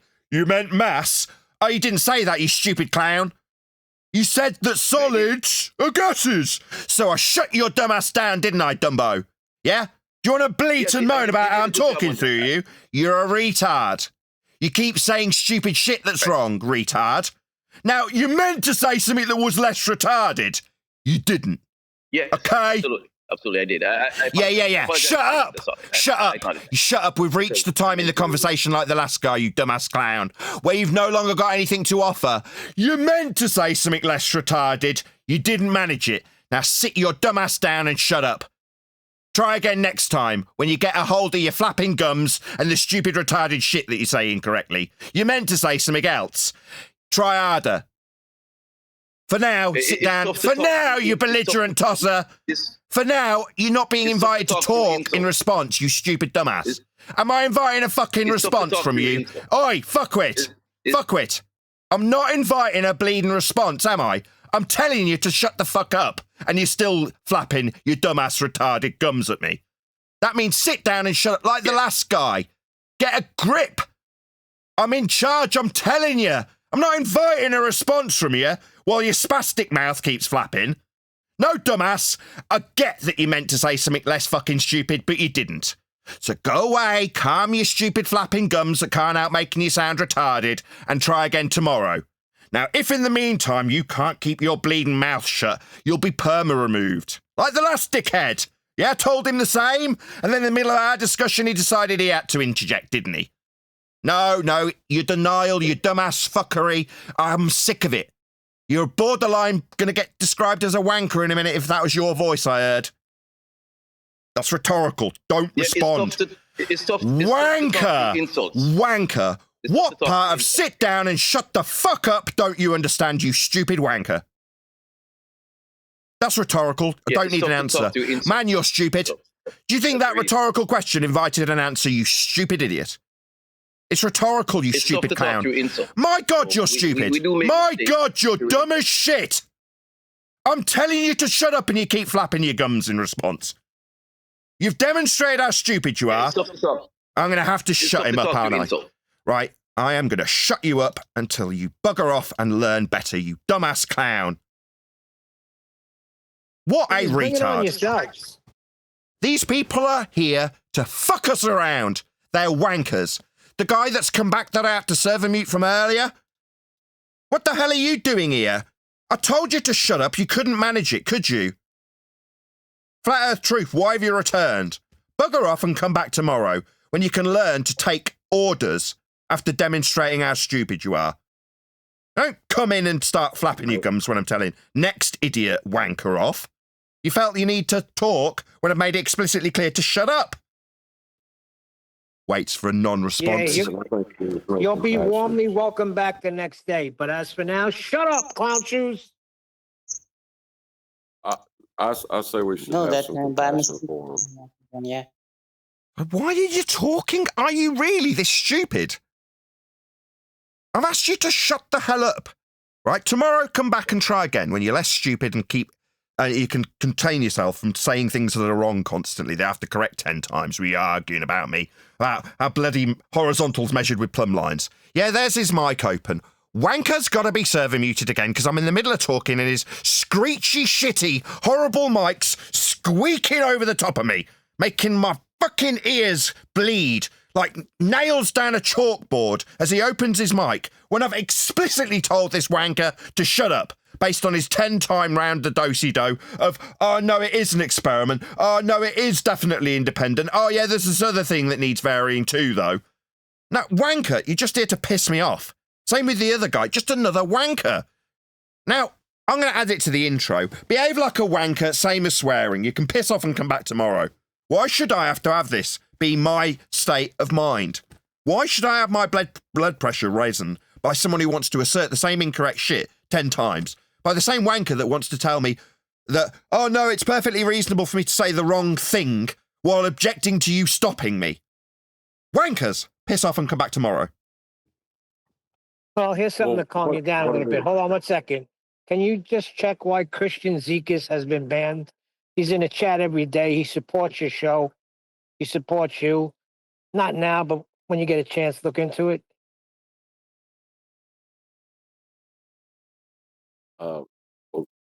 Now, something Thanks, else to Neil. calm you down, But which is what I was also wondering- relevant to oh, the God. subject. So, give me a second, John. You hear me, right? Refracted. So now, to give you some context, it's the same guy, New Moon. You have dealt with him before. And no, he has not I changed in know 2 months. He's equally stupid. So don't expect any change in 1 day. But yes, policies are policies. He's most welcome to come back tomorrow. And he already has his mic wide open. Yeah, that's exactly what I was going to say to him. You know, I've told you to keep your mouth shut, and you still got your mic wide open. Like, fine.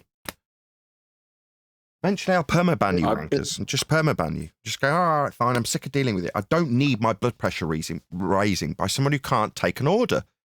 Yeah, demand it. You shut up for the rest of the show or piss off. And if I have to keep asking you, and you're like, Well, I'll open my mic like Neil's doing now, he's got the right to do it. He's earned that. But the people in Discord, no. 3, 4, 5 things that you say that are stupid, then that's it. I'm done with it. Why should I have to fight with somebody who's telling me, no, this and that can be varied. It's still an experiment. Oh, very independent. Let's go round this 10 times. No, why should I have to endure that? No, it's not fair on me. Why the hell should I have to deal with that? The sad thing is, Neil, then John. Neil, then John. the sad thing is, I remember the day, Huey, you, all of us spent over an hour with this guy in a scientific method. Getting it wrong? There's a reason for that. Well, And I dealt with him afterwards in my own channel in a separate debate. I'm sorry. Go ahead, John. I'm sorry. Yeah, there's a reason they're coming here. We touched on it the other day with, you know, the sore in their mouth that would get better if they would just stop tonguing it. We represent that sore, and it's not going to get better for them. Turns out this one's cancerous to their worldview, but Exactly. it has to be attacked because they need our measurements for their non-experiments and bendy horizontals that you can't reference the reality. That they need our measurements so they can do all these things. So that's why they're here. They're here to. So these are just beg us. erstwhile Jaren fanboys here.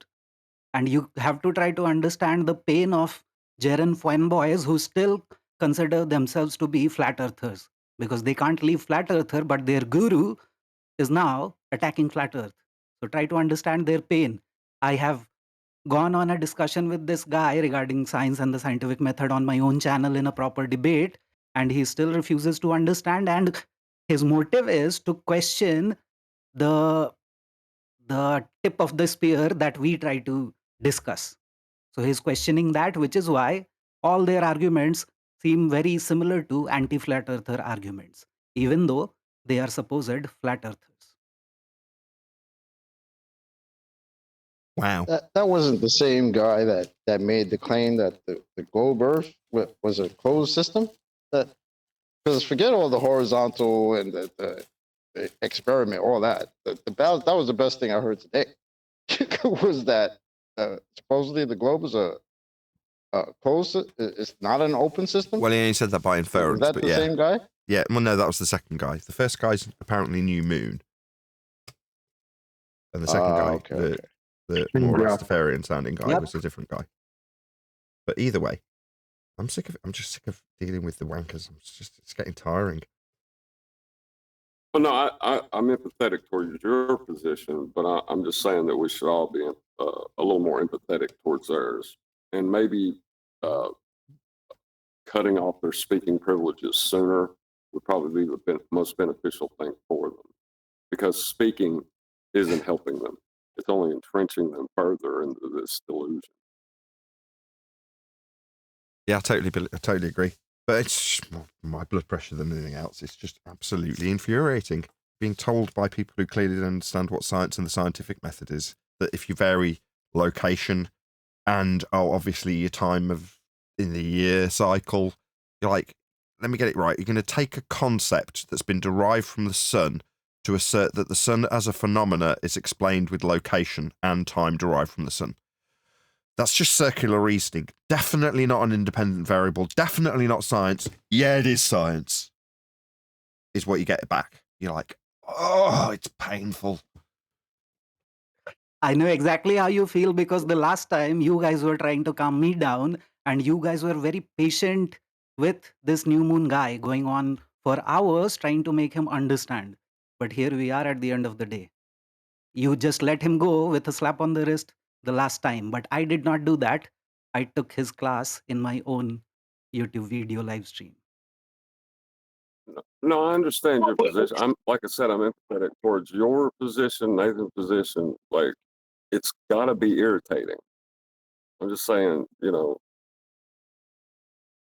he's here for a reason. It is. He's just going to say now, he always keeps saying that Nathan does not let anyone speak on his channel. And he is going to continue to do the same because that's what he got today. And he will refuse to acknowledge the fact that he was wrong. That's why he was being stopped from talking. It's too difficult for him to understand. He's a wanker. He's a numpty. yeah, well, even when we say that we admit that we were wrong, you guys still berate us. That's the point we're trying to make.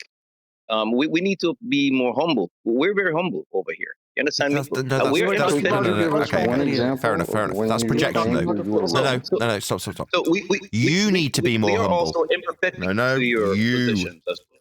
I get what you're saying. Now I understand what you mean, right? No, you need to be more humble.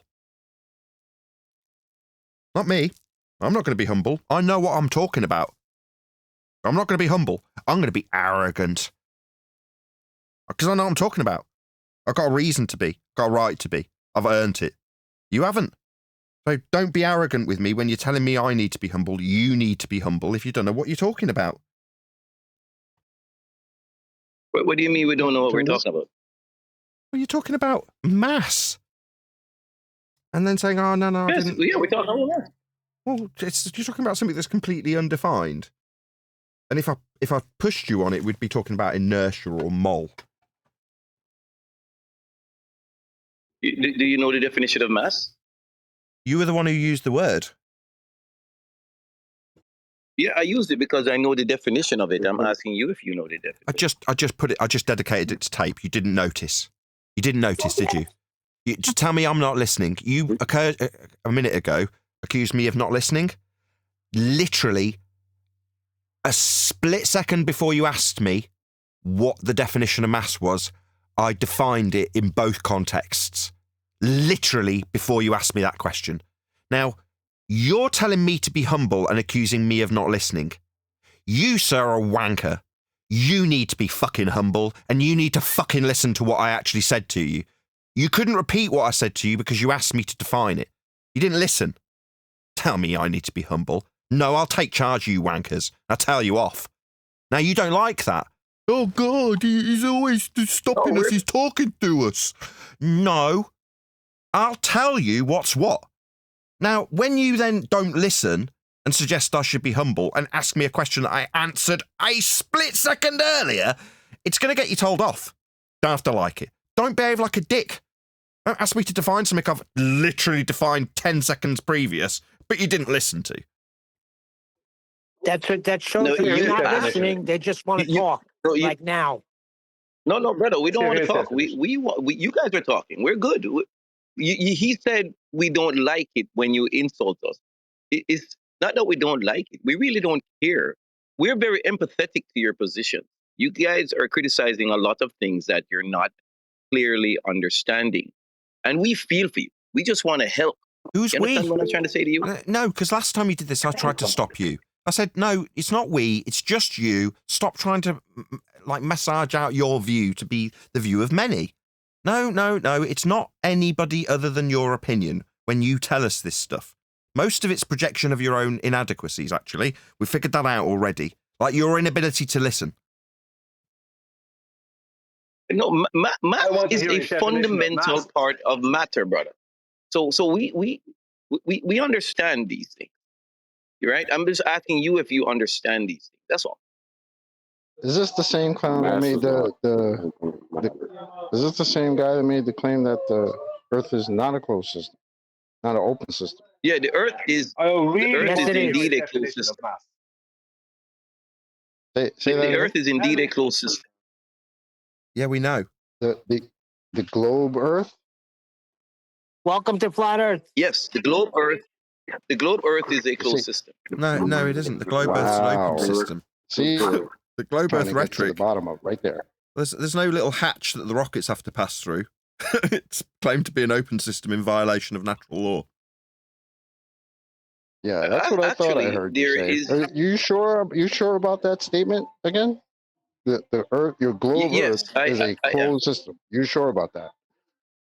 Yes, they're launch windows, right? They're launch windows that have to that they have to take. Was this all leading up to that joke?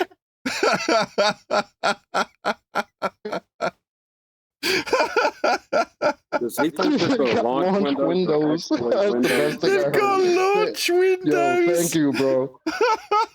I don't think Man, that was joking. totally worth the build-up if it was leading up to that joke. No, he wasn't joking. Yeah, again, I don't think. Do you guys know what launch? Do you know what launch window was? Windows are? Yeah, the little Did he hatches. say launch window or launch window? Yeah, it's the little No, hatches they open in the ozone layer. They call them launch windows. I know what you're talking about. They're not hatches. They're absolutely not hatches. Are they more like shutters? Windows, though, right? No, they're not. They're not There are that either. windows. Kind of like, oh no, they're more like skylights. It's basically a specific time in which a spacecraft can reach its intended destination for efficiency. That's what they call launch So, let me windows. ask So you, it's not a good idea. so- It's not a good idea to just shut your rocket up. There's a lot of calculations to induce. You have to take the path of least resistance to get to your destination. What's that got to do with being closed? Nothing. So let me make Yes, sure it has I know what everything you're to do with saying. it. So when these, hold on, bro. When these launch windows open, that's when the Earth becomes an open system. Is that what you're saying? And then when that they means we close, die. they go back to being a closed system. Is this how this works? Because this is great. The Earth is not a open system. No, we know. We've got gas pressure. We know. We're breathing. It can't be an open system. Yeah, it's closed. Can I say something? Because I just cut a pipe and I watched the gas pressure fill the available volume. So if there's a launch window, when it opens, we'll be dead. No, that's not what launch windows are. They're not. Did you think of them as launch skylights, Neil?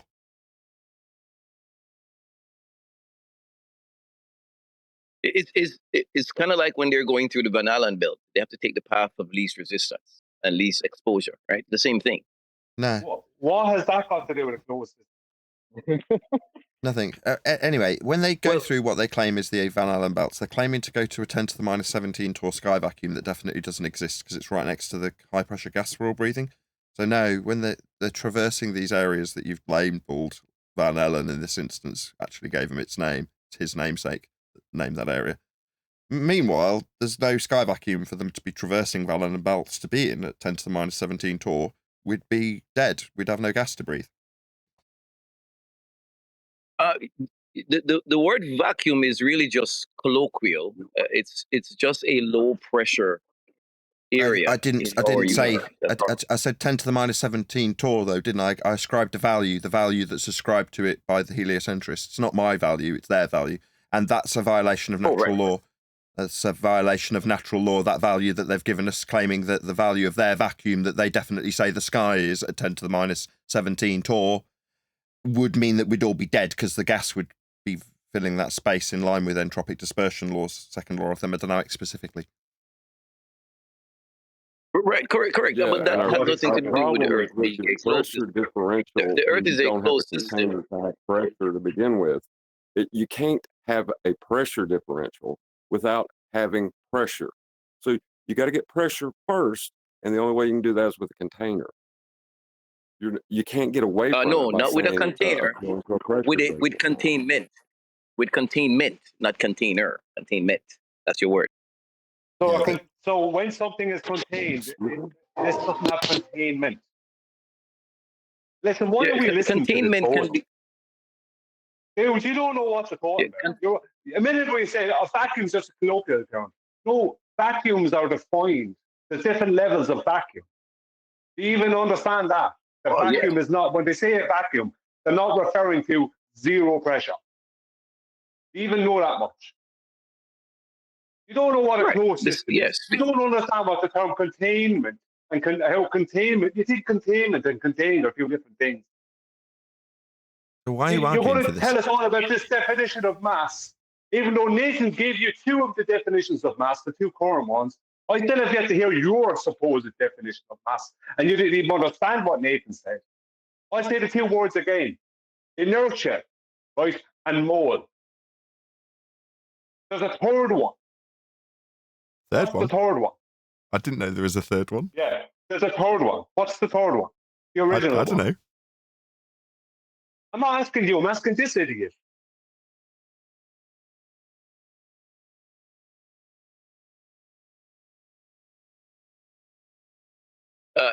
Well, containment is achieved, can be achieved. Containment can be achieved. All you need is a force. That's it. No, that's rubbish. That's a completely rubbish. You cannot contain gas with a force. No force contains gas. Nothing contains gas other than solid containment. You cannot contain it with a force. Oh no, he's saying it's not true. That is not true. Can you show us gas pressure? That is absolutely not true. Excellent. No, let's see. Let's see it then. Wait. Let's see gas pressure without a container. What pressure is defined by force over area, not force over containers inside. Yeah, the it's area force of the, over area. Yeah, over the area of the container. No, over the area of a surface. Force. A surface. Pressure. Surface of the container. Pressure has there's nowhere in the definition of pressure is the word container. Pressure is force over area. That's fascinating. On a surface. Okay, this isn't a semantic discussion. It's gone beyond that. So can you show us? That means a visual demonstration, not the definition being going over. This is fun and all. Yeah, but the semantics are now over. Can you show us a demonstration of gas pressure without a container, please? Yeah, a barometer. That's it. A barometer's a container. No. The barometer is the reader of the pressure outside. Yeah. No, the barometer is outside of the barometer. So the air pressure is hitting the barometer, and the barometer is reading the pressure from outside. So it's not within the barometer then. So the gas the barometer is not reading it. So the gas is not within the barometer then. What's in a barometer? Correct. Yeah, a barometer is not reading itself. It's reading. What is in a barometer? Is it a vacuum by any chance? I thought it was mercury or something. Hold on. Yeah, I know. A barometer is barometer is reading the outside pressure, not the inside of itself. Barometers are not designed. You claim to show gas pressure without a container, and you brought up a barometer, which is mercury and a vacuum. In a container. So are you going to show? Yeah, in a container. So are you going to show this gas pressure without a container? Are you saying the barometer is measuring itself? No, we're saying that. Wow. Let me just break it down. Let me just answer him. Let me just answer him a second, Brian. Yeah, I know he is. Yeah, big man. That's right. Let me just answer Brian. Hold on, just 1 second, dude. Just 1 second. Just 1 second, dude. Just 1 sec. No, that's right, Brian. He's trying to piss down your back and tell you it ain't raining. He's a wanker. That's correct. Yeah, just to acknowledge that. Yes, that's true. A complete and utter wanker. Yeah, total wanker. Yeah. Meanwhile, you're not showing us gas pressure without a container. Just 1 second. Just want to clarify just where we're at.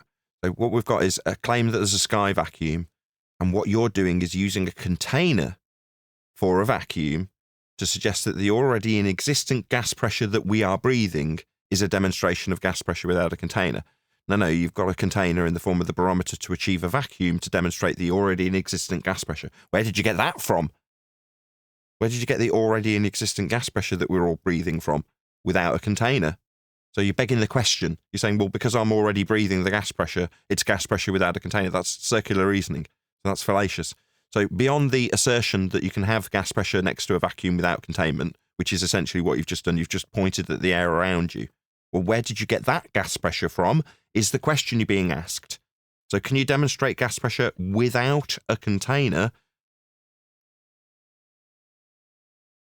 Yes, a barometer is used. Yeah, you're to begging measure the gas question. pressure. It's not. It's wanker.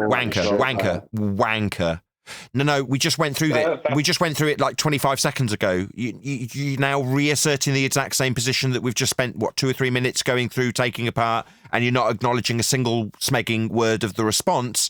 Instead of acknowledging a single smegging word of the response that we've just gone to the effort of responding with, you're going to repeat the exact same shit that we just responded to. So should we do this 10 times with a wanker? Or should I just remove you from the discussion now before I get irritated with you? You haven't acknowledged a single fucking word that I responded to that which you've just repeated for a second time. So should I repeat it again? Wanker? No, why the fuck should I? You're a wanker. In fact, why the fuck am I even asking this question? Bye-bye, wanker. You're no longer taking part. You didn't acknowledge a single fucking word we said, so now you don't take part in the discussion. Don't be a wanker. I've removed him. Fuck off.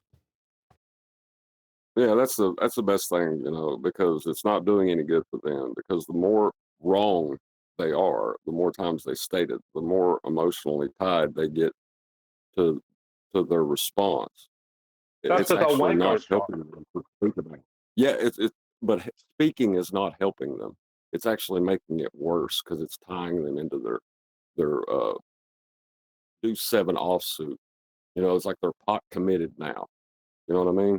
So I don't think Yeah, but if allowing we them to didn't, speak, that's what it is. yeah, but if we didn't allow him to speak, we would have heard how the globe Earth is somehow an open system when the launch window is open. So I'm thankful for that. Thanks, buddy. I really wanted the area's definition of mass. I know the time is gone, but when he said, do you want the definition of mass? That would have been awesome. You wanted mass. I wanted the definition of open systems. It's not part of their MO. I knew what he was going to give you. Maybe he's not going to give you anything. It's not part of their MO to define things, is it? Well, nope. He asked you, do you want the definition of mass after you were giving him 2? Right, 2 instances where mass is used, and it's plain to be defined, right? But there's a third one. I wanted him to give the other one. Oh, I wanted him to give something, because you just said 2 words to him, and they went over his head. That meant he wasn't listening, or if he was, he didn't understand. I wanted to hear. But they're not listening. His definition of mass. He wanted to educate you, Nathan, and everyone else on mass. That would have been great. But I understand chocolate wanted. But they're not interested. They're not interested in having a discussion. So it's like, okay, well, the barometer. Okay, barometer. Right, let's go through what a barometer is. You go through it. I go through it. He's had a response. Okay, then it's explained that utilization of the already in existent gas pressure is circular reasoning. So he's had a full, complete response. Response from him after that response is barometer. So yeah. There's no point. They're not here to communicate with us. He's not going to take on board what we've said, acknowledge it, and try and get around what we've said. It's like they've got an MO. Assert what you need to assert, get them rebutting it, then just assert it again, like what they've said is inconsequential. It'll undermine everything they just said if you just repeat it. That's their tactic.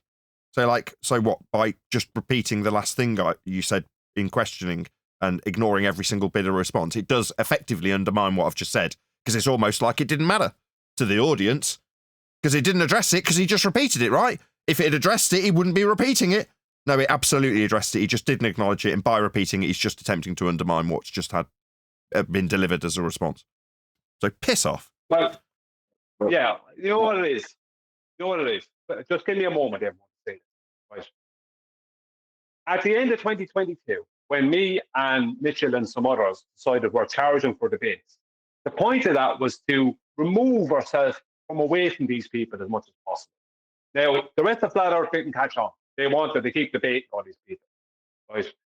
All these people want to do, you know the thing about don't cast pearls before swine, or whatever it is. Right? It's like the swine don't know the value of the pearl, and they don't care. Right? The swine just want to be swine.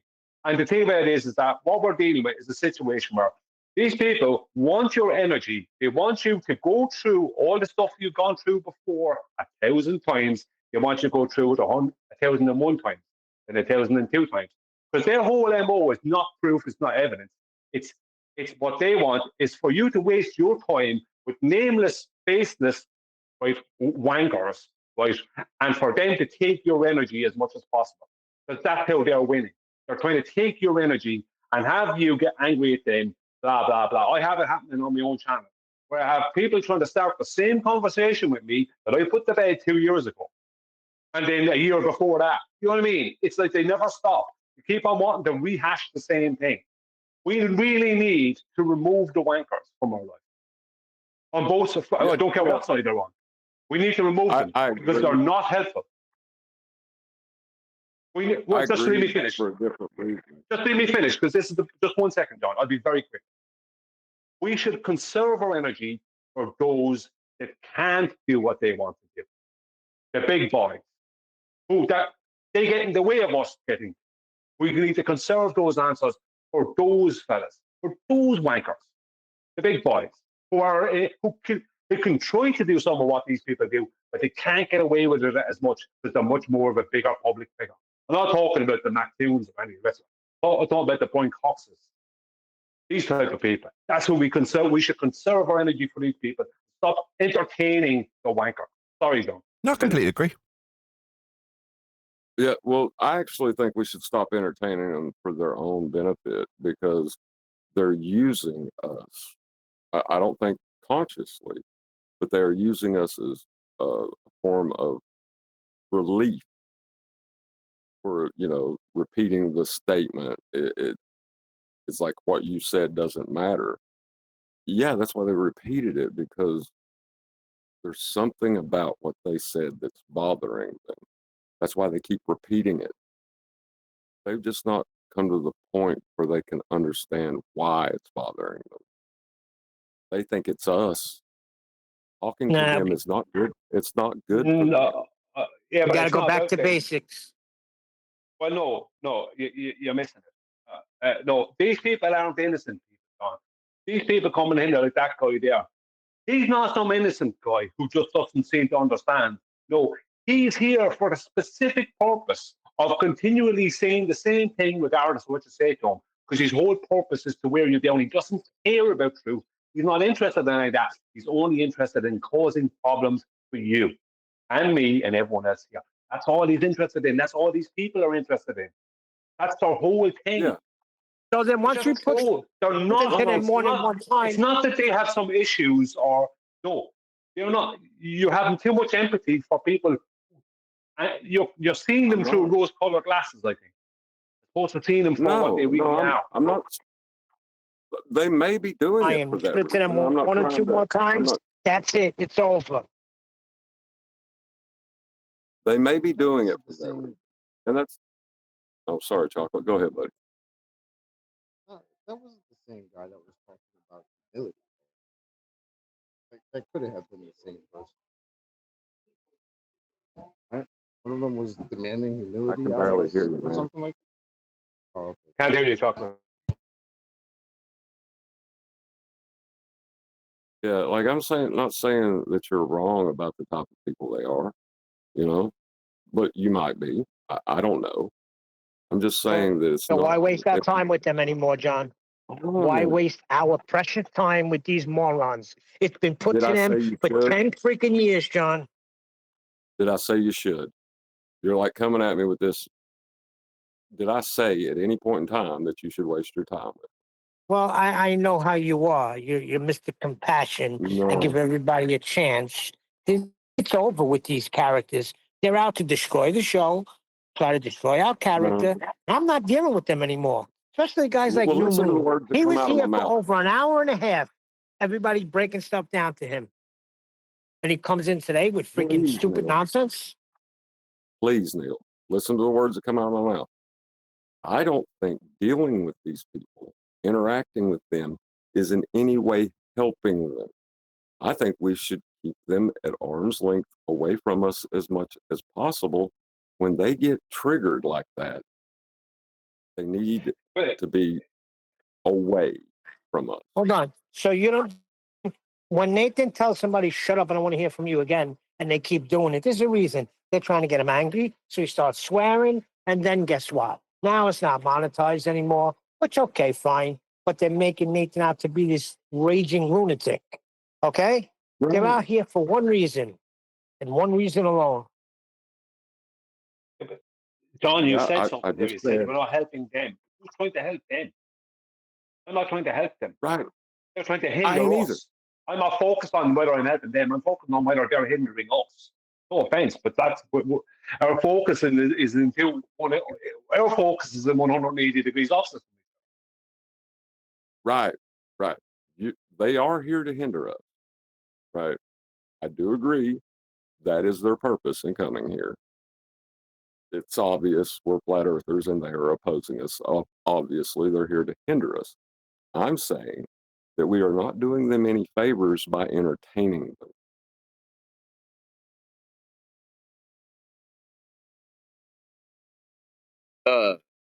My purpose is to just have fun and spread love and cheer about science. That's my purpose. I'm not sure who you guys are talking about. I Are you the don't guy want to that said, disrespect you No, guys that's more pointless, or John. marginalize Don't take the you bait. or upset you. I don't like doing that. That's my thing is you have to understand, I love what is talking science? science. Whenever I hear someone breathe Define scientific concepts, science. they run to it. Why are you I'm talking? excited. Why are Right? you That's all. talking? That's all, brother. That's all. I He's, promise you. said he's That's not science. it. going to You listen guys, to what you're saying. like you guys, Define. like you guys mentioned math. You mentioned space. You mentioned that excites me. You know, I'm here Then for go, it. then No, go, you then you go brought to those things up. SpaceX if space You- excites you. You brought those things up. Now you've come back in with soccer counts. So it's like we've decided that we don't You really guys want to were- you talk to guys you were because talking you now. behave like a wanker. And when we tell you now, we'd rather you just came back tomorrow because in spite of us telling you something, you've not acknowledged it. You've repeated your claim about a barometer and not acknowledged what we've put to you. At that point, that's irritating and undermines us taking our time to explain something to you. Your lack of acknowledgement of what we've responded to you makes you disingenuous. You're not actually interested in what we've got to say. Otherwise, you wouldn't have repeated the exact crap that we'd responded to. You'd acknowledge something we'd responded with, but you didn't. That just makes you a wanker. We've decided we don't want to deal with wankers anymore. No, brother, I acknowledged it earlier. That's why I repeated what I said, because barometers don't measure themselves. They're measuring pressure around them. So you can explain Yeah, what's back to inside the the barometer same all base. you This want. is the Hold third on. time you're trying to Guys, bring you up talk. barometers. Just let me finish. Just let me That finish was the not what sentence. you were Let me finish the supposed to sentence. be producing evidence for. Barometers We measure. didn't ask you. Barometers measure. We didn't ask you for proof of a vacuum in a container. You claimed that you could have proof of gas pressure without solid containment. You were asked for that, and you brought up barometer. We pointed out that that's a vacuum in a container, which you need a container for anyway. And twice, and you ignore it. Now you're bringing it back up again. No. The problem here, I did, the problem here, buddy. The problem here is that you think that you are smart, Easy. and you think that you're some kind of an authority. You're not smart, and you're not an authority. You're a bullshitter and an idiot. That's what you are. Yeah, Billy Again, bullshitter. I acknowledge it. I said to you, the how the barometer is We've designed dispensed with is this. not what is measured. We've dispensed The with this. barometer is Dude. the pressure outside. Dude. So you are describing. You are hold on, brother. Let me finish. Dude. He keeps talking. Shut up, Neil. No, we've dispensed with this.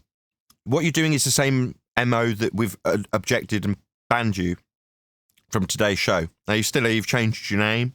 That's another way of behaving like a wanker, troll, some wanker that changes their name after they're told to go away and come back tomorrow. I haven't finished talking. He's talking through me because he's a wanker. You've done the same thing.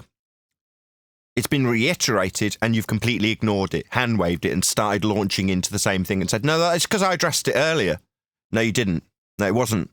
No, you hadn't made the point and it hadn't been responded to. He's still opening his mic while I'm talking, by the way, ladies and gentlemen. That's still happening. He's still behaving like a wanker. We have dispensed with it. And at the point that I got rid of you last time, on the second attempt, you didn't acknowledge it. You undermined us. Now we're saying you're repeatedly undermining us and not acknowledging what we've pointed out about the barometer. you've then rinsed and repeated for the third time. So you've managed to successfully fulfill your MO of completely ignoring what we've put to you in response and reasserting the same exact claim for the third time now. Now, this is just, as far as I'm concerned, until I shut you up and remove you from this conversation, just going to be a long, drawn-out process where we do this 10 times. Like, you will never acknowledge what we've put back in response. You will just say, oh, well, the barometers... And so we go on.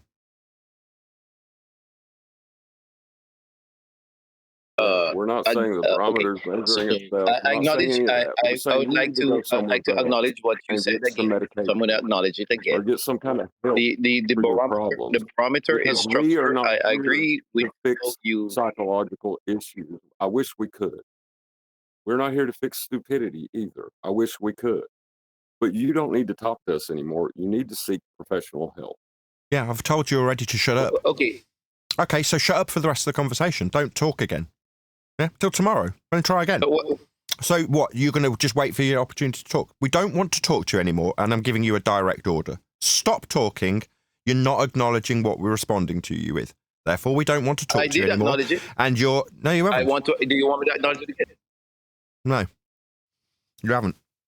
Like, barometers are not measuring themselves. They're measuring what's outside. The barometer is structured. Yes, it's a vacuum. Now it's, the barometer has a vacuum in. That's how it is designed, as a vacuum itself. It's not measuring its vacuum in its side. It's measuring the pressure outside. The vac is not. The air is not in the container of the vacuum. The air is outside of the barometer. Yeah. So that is what we're trying to say. I heard you. But I you heard don't you. want to I heard you. I got you. I got you. I got you. Yeah, and I pointed out, I got you. You're not going to stop yammering, though, right? Because then it won't be right next to the claim that's come the fourth time about circular reasoning that you haven't acknowledged. So I ask about how we can have gas pressure, the very same gas pressure you're now appealing to in circular reasoning, without a container. Oh, well, if I appeal to the already inexistent gas pressure, a circular reasoning. Again, it's not been acknowledged. It'll undoubtedly get completely ignored, and you'll just take this as an opportunity to hand wave that and give us a fifth rendition of, yeah, but the barometer's not measuring itself. It's worth another. This is a barometer. This is just 1 second. Yeah, but 1 second, John. The barometer is a solid, right? So the pressure's reading is the pressure of the gas hitting off that. That's what pressure is. So he thinks he's being clever. See, this is the thing. They don't have an answer to how the Earth is not a rotating globe in a heliocentric sky vacuum. They don't have an answer how things are, or how things aren't that way. They can't understand. They just can't deal with the fact that the Earth is a flat, stationary, enclosed, self-automated dynamic system. They can't deal with that, right? So they think the smart thing to do is come in and say barometer. They think that's the smart ploy. But the barometer is a solid that the gas pressure is pressing off. The only reason you know that the pressure is there because there's something for the gas to press upon, something solid. So even in his stupid, what he thinks is some kind of smart report, right? When he avoids actually producing evidence for what he claimed, right? He's proving our point. Thank you. Sorry, John. Yeah. Oh no, it's fine. I'm just. You're right. The barometer itself contains pressure, and that interaction between the air and the liquid in the barometer is what gives you your reading. So you're taking out a container that's pressurized to show me gas pressure without a container. No, it doesn't work. It doesn't make sense. You couldn't have the pressure that's inside it. It's just a mental issue. Just a way of employing circular reasoning. I look outside and go, oh, there's clouds and I'm breathing in and out of my lungs. Okay, how do we have that gas pressure that I'm describing outside my window inside my lungs right now without containment? Response from Fundy. Well, if I appeal to the gas pressure that's already in existence and say that that's achieved without containment, I've demonstrated that it isn't needing containment. Well, how are you going to do that? I just measure the gas pressure that's already in existence and say, there you go, voila. Gas pressure without a container. It's the equivalent to pointing up at the sky and going, yeah, well, there's the vacuum. It's right next to the gas we've got. You're like, what? The straight up second law of thermodynamics that I'm moaning about and asking you to validate, you're going to appeal to with circular reasoning? I'll get lost. Yeah, the barometer has pressure inside it and outside it. And how we know that pressure is because there is a solid for that pressure to either be contained inside, and a pressure or a solid on the outside for the gas to hit it and create the reading on the barometer. So the gas has to hit something for there to be the pressure. So you need the solid. It's the equivalent to going to. It's the equivalent to going to. You know, you've got a mate called Carjacker Bill, and you go to Carjacker Bill, and you go, Carjacker Bill, how have you got this car without a finance agreement? And he looks back at you and goes, there's the car. I've got no finance agreement. That's a good one. Yeah. Well, you know, the thing that bothers me, though, is someone may be listening in with legitimate questions about this stuff, right? And they hear us interacting with someone like that who refuses to listen, who employs circular reasoning and repeats the same thing through us pointing it out, and us losing our temper with them. That person may be less likely to ask questions. It's actually detrimental to the audience as well, and people that really want to know something. But what about the launch window? Yeah. The thing is, Skylight. John, yeah, skylight. Yeah, the skylight opens. The thing is, John, is that people don't get in here to ask those questions because they have to deal with a lot of people like this guy before they ever do. And when this guy is in here, because he cannot prove his globe, there is nothing for the globe. So all he can do is keep repeating the thing that's already being destroyed and ignoring what we say, as that's the smartest ploy he can come up with. The only other alternative is to admit that they're wrong. And that's like, no way are they going to do that. Because they have too much pride. Because we're flat earthers, so we're real flat earthers, not like the mock flat earthers. We're real flat earthers. Yeah. Right. Right. So they're coming to teach too. That's what I don't like.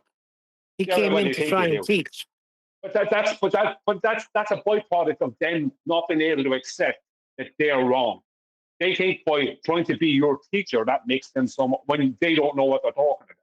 Like earlier on when he said gas is a solid, not understanding that no, you're after you don't know the difference between gases, liquid solids, and plasmas. If you're saying gas is a solid, you don't understand it. It doesn't state the matter. You're here trying to be some kind of an educator. This is the problem. Gas is solid. Yeah, it's like you're not. Who are you trying to educate? I meant math. You don't know what you're talking about. He meant math. He came into a geometric discussion talking about how much he loves science and he just wants to communicate science with everyone. I about pissed myself laughing. That's mental problems that you can't be in this topic for this long and not know what the scientific method is. They taught it to you in 6th grade. Yeah, but John, they do not acknowledge that. They acknowledge pseudoscience as the science, and they're trying to re-educate us. Like our way is too narrow. That's the QE scientific method. But no, it's not QEs. I mean, if they want to give QE credit for it, that's great. Put that in the history books. I'm sure he'll take it. But it existed before QE. If you want it cited, go to your child's middle school and get one of their science books and read the damn thing. They teach it to you right away.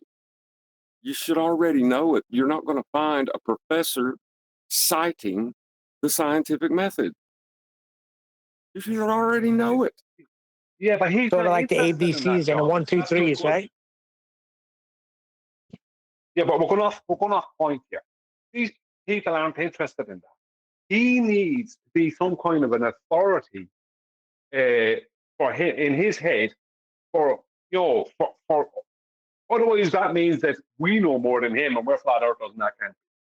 You go to QE's numpty clips. How many of those ballers are trying to educate someone. Right? They're all at it. Just leave them speak. That's what he said. When he said earlier, you want me to define mass view? I was like, yes. But then it didn't happen. I wanted him to do it because I want him to act like he's the educator. Like he knows things. Because that's all the numpty clips are. A load of idiots acting like they know things when they don't. Just leave them speak. Well, the best thing, just leave them off. Leave them waffle. I agree with Brian. Leave them waffle. Yeah. Okay. Well, Is that Just because you don't want them to speak, now leave them waffle?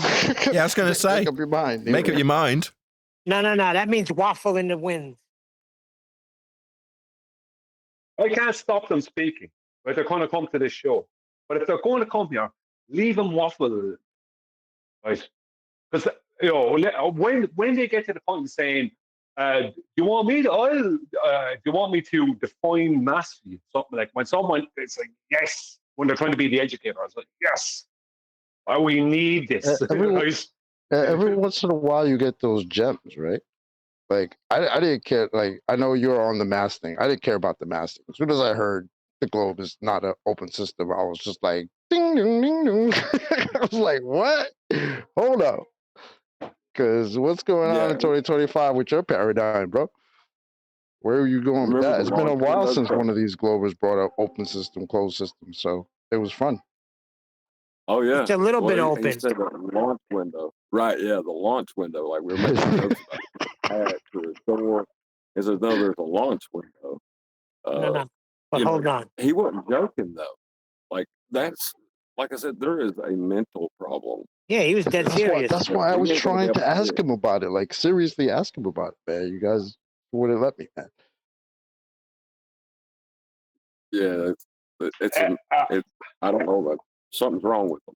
That's all I can say. Chocolate, I knew where he was going because I'd heard that answer before a couple of times. And I'm not saying that's not a good movie to watch. It is. So I wanted to hear the new movie. I wanted to see the new movie. Because I'd seen that old movie a few times. And I know what he's going to say. Because so you ask him, how is it closed? He's going to say, gravity. But you know where it's going to go. But when it came to the mass, I wanted him. Because I was after ignoring Nathan. I really wanted to hear it. Like, please define it. But no, fucking idiot. You were there the third definition. The third definition you're talking about, are you talking about from the Principia, how it's defined in there? Principia. Well, it's not in the Principia. In the Principia, it's in Latin. In Latin, so it's already defined in Latin. That's massa. That's not mass. There is no mass in the Principia. Okay, that's what I was gonna. I didn't want to come out and say it. You know what I mean? Like massa. Like if that was the definition you were going with. There is a definition for it. I don't want to say it because I don't want the guy to know it. Well, it's not that. It's just something more pressing. As much as Chocolate and I agreed in terms of the ambiguity here, that does need clarifying, right? Which is reasonable to get to the point where we go, this guy's a wanker, I don't want to talk to you anymore, or let him waffle. Those two things are in complete contradiction. So we need to kind of tie that down in terms of what's reasonable. No, I meant when they come out with stuff like when they're trying to be your teacher. I'm not talking about when they're just talking incessantly, not allowing people to speak. That's just when they're what's the term we use for that? Was like religious chanting. Losing. Yeah, chanting. Yeah, losing, chanting. Right. I'm talking about when they decide that they're the teacher of something and they want to start being the authority. I love that. Like, great. Tell me all about it. Yep. Yeah, I wanted to learn all about the globe being an open system or not an open system today. Yeah, that's what I wanted. Right. The thing is, right, you let them speak until the moment they show themselves to be a numpty. And then but that's immediately. Hold on, that's immediate. Yeah, on exposing themselves. Sorry, John, go on. Yeah, go on, John. No, I was just going to say, upon exposing themselves, you don't need to hear anymore. Y'all are talking about letting them speak so you can get some laughter out of it, but it's not helping anything. Let them waffle in the wind. No, Yeah, but when I say waffle, I was talking about at the point when they want to be the teacher. At that point, leave them say what they're going to say, and then go, okay, now you said that. Now we're going to put you on mute. They'll probably be talking through at that point, and put them on mute. Now, you're wrong because of this, this, this, and this. What's your response to it? You come off mute. Probably not addressing it. I call mute. I have no hassle with that. Nathan, you saw what goes on in that modern day. You saw what was going on with that when Nathan Thompson was against Will Guthrie. You're not allowed to speak about the globe. You know what I mean? There's your neutral platform. I couldn't give a damn, and I only experienced that in the past couple of months. I couldn't give a damn about their neutral platforms. Like, they have no interest in anything fair or anything correct. Neutral platforms. Oh, right. I'm okay with muting them. I'm okay with leaving them say what they're going to say and then mute them. Then correct them. Then unmute them and then correct them. That's the best way to do it. I agree. That's a good idea. We should try that with the next numpty. Well, the very idea that you could have a neutral platform in which you can discuss facts in debate form is ridiculous. Yeah, it's ridiculous. The whole thing is ridiculous. But they're always talking about these neutral platforms, right? The reason that modern day debates is starting to stop having any flat earthers on is because it's not a neutral platform and it's being called out constantly by flat earthers. So because of that, it's so not neutral when it comes to this topic that they have to stop the debates happening on the channel altogether. They might say some other nonsense, but that's what it is. But did you hear what's causing the mass exodus? It's because there's no flat earth proof. Yeah, well, but that's just nonsense. Mind that. That's a red herring away from what I'm saying. No offense, but it's a red herring. No, what I'm saying is, hold on. Hold on. Say it's not. What proof do you need besides Earth being measured flat? That's the only proof you need. Yeah, but that's not the point. The point I'm making is this: is that they might say that the reason that they're not hosting, let's say, modern day debates, because that's one of their neutral, air quotes, channels, right? They might say that that's because the reason they're not hosting any more flat Earth debates is because that flat Earth we're done with that. We've heard this 20 million times in the past 10 years. Oh, we're done with all that flat Earth stuff. That stuff is over. Right? That's just, they're trying to hand wave it away. The truth is that their neutral platform is anything but neutral. So what they need to do, and it's been constantly pointed out that it's anything but neutral. So what they're trying to do is stop having the debate because it's making their debate channel look really bad. Because the debate channel is not a neutral debate platform. It's not neutral about it at all. That's the point. But what's the debate? Why I'm saying that? Put in context of debate is what I'm. Yeah, why I'm saying that is that you're calling Nathan the mute button hogger for years. Now, what Nathan does, he's always going to get that tag, right? So the best thing to do is use the mute button. You may as well be hung for a sheep as a lamb, right? Use it to your advantage. To hell with them. When they go, okay, say what you're going to say. They say it's wrong. Put them on mute. You correct them. You take them off mute. They come back with nonsense. Put them straight back on mute. Because when they know they're not being heard, it's going to frustrate them. But you allow them to speak. But as soon as they're wrong, mute them. Say, okay, I'm going on mute now, and I'm going to correct you. Right? That would be the first if they want to be here, that's the best one. Yeah, that's the way to do it. That's exactly the way to do it. This is not a debate. This is not a topic of debate.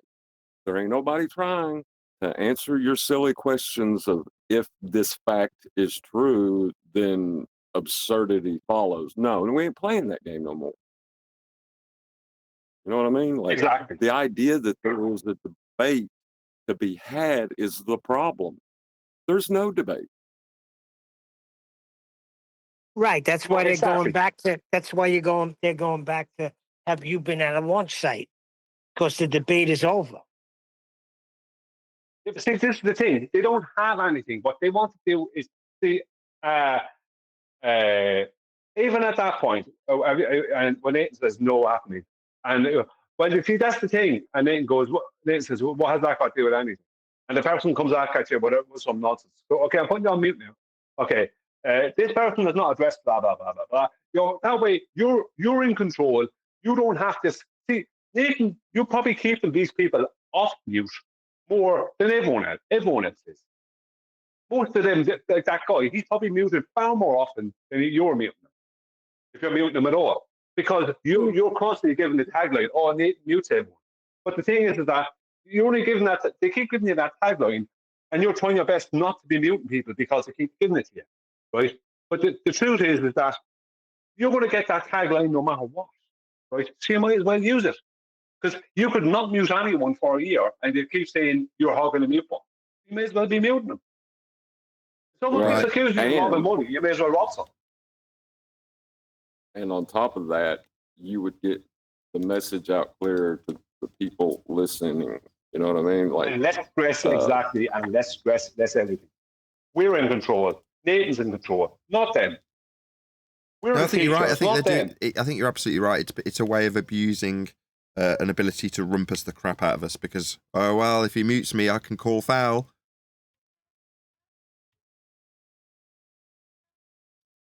Exactly. Yes. And do we care if they cry foul about being muted when they're obviously wrong? I don't. If anyone does care about that, they're retarded. But I would love to entertain your stupid idea that I should let people make incorrect statements without correcting them. That's what I like to hear, John. That's what I like to hear. Yeah, why should you have to shout your position? You're trying to correct them through them rumpusing you. Why put up with it? They're going to accuse you of using the mute button anyway. You might as well be using it. You will have less stress, you'll be more in control, and you'll be the one educating, not them. They don't, because as I said, they don't deserve it. They don't deserve. If they want to be coming here and they want their time, then we've got to make that good for us, good for you, Nate. Exactly. Yeah, I agree. And if you don't have the triggered fundies, right? Well, actually, it's triggered Nathan. Nathan, you don't need to get upset no more, man. I know what it's like to be 45. We're getting older. We got blood pressure stuff we got to start looking at. We don't want you to have no damn attack. You know what I mean? Yeah, no need to be a grumpy old man. Leave that for me.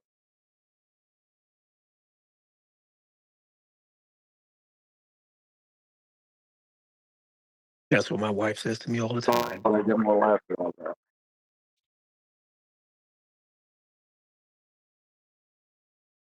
Man, this sucks. But, I'm going to be 60 in 2 months. That's terrible. No, that's not terrible. That's fine. 60 is the new 39. But your ass. The thing is, right? If you went to let's think of a topic that's not up for debate. Oh, okay, like an algebra form, right? And you started saying that x minus 4 plus 3 is equal to cheese, right? And you keep stating it repeatedly. Do you think they're going to tolerate you saying something that's obviously wrong? They're going to let you say it. Then they're going to, if you don't shut up, they will shut you up, and then they'll tell you why you're wrong. I'll tell you what, Why are we any different? They don't tolerate that in SpaceX. You go in their chat, and once they realize you're a flat earther, they put you in a rocket and they launch you away, and you never come back again. Right, so it's pure projection. When their forums just kick flat earthers out carte blanche and immediately mute them, they want to accuse us of doing that. It's pure projection, isn't it?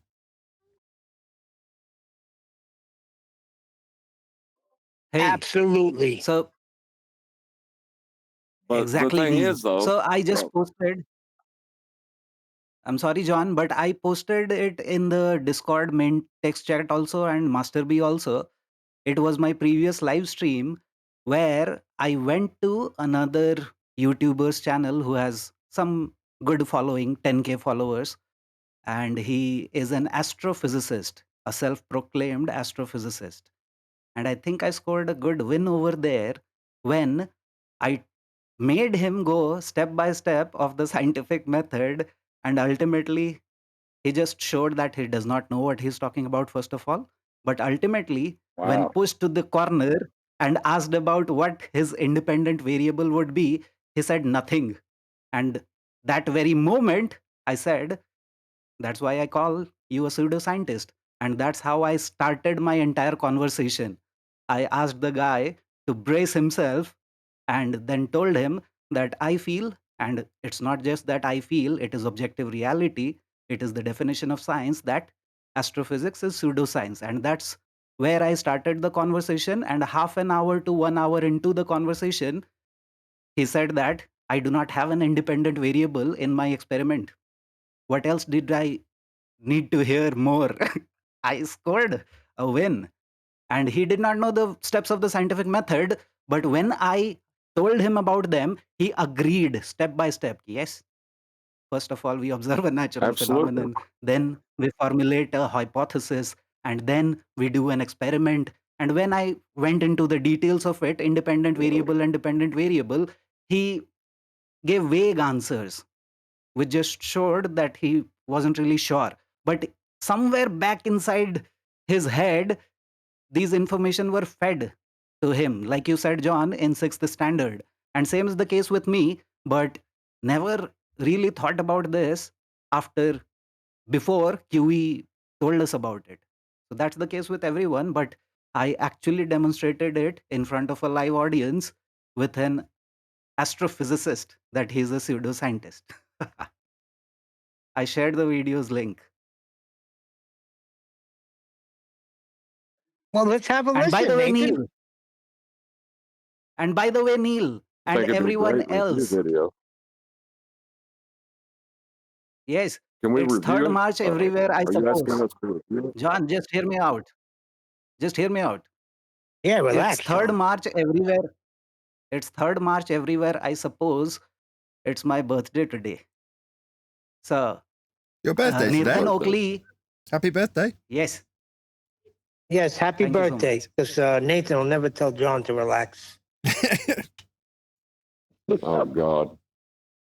Was you Please relax, did you look John. at that thing where It's my the moment old now. boy in politics, like Chocolate said something and Nathan was like, refracted refracted's trying to say something, interrupted me. Go ahead.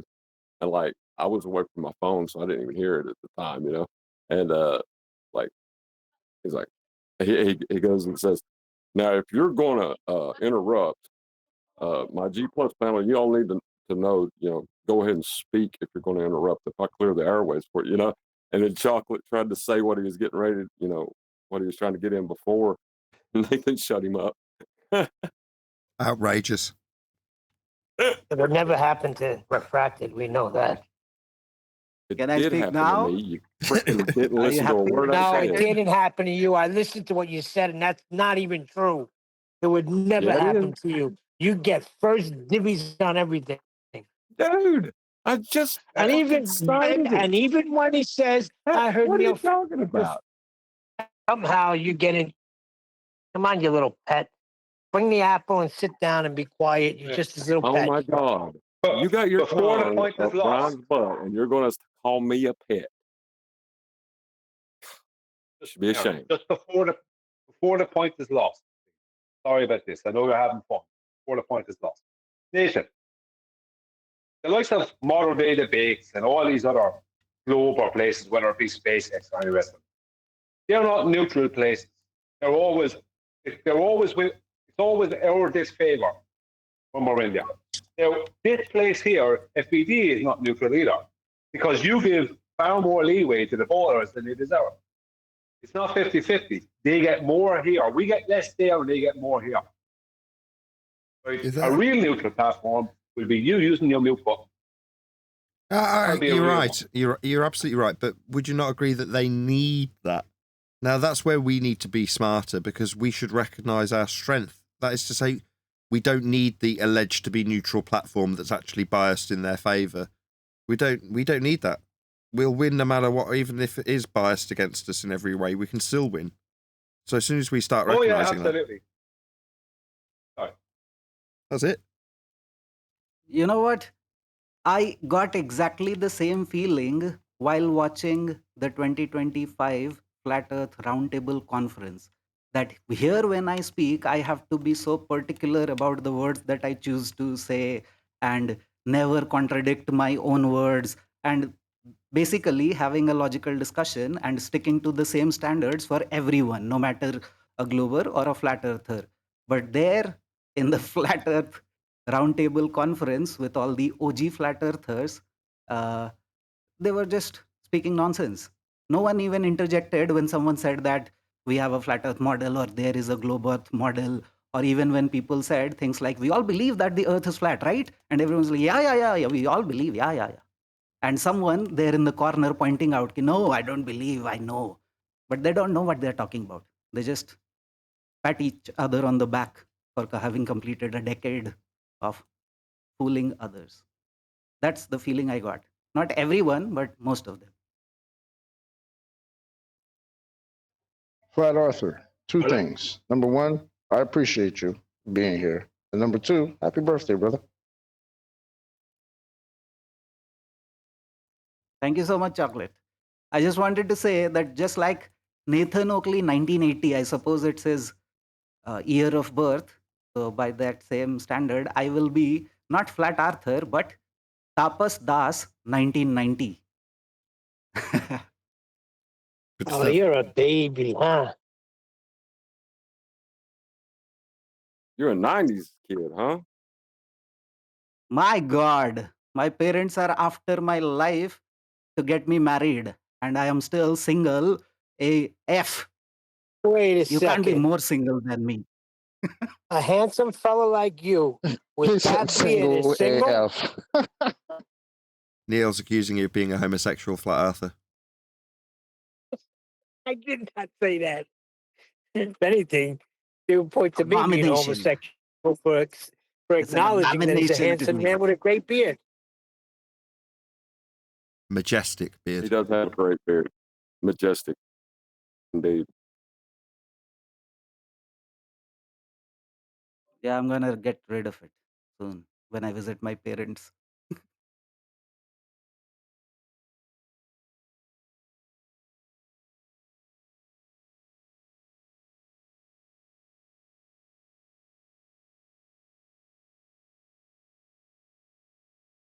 Anyways, just I've sent the link to one video, but if you are interested, I had a live debate with this first wanker we had, New Moon guy, and there also he would accuse me of not letting him speak when I did not allow him to go on and on about something which he does not understand and self contradicts.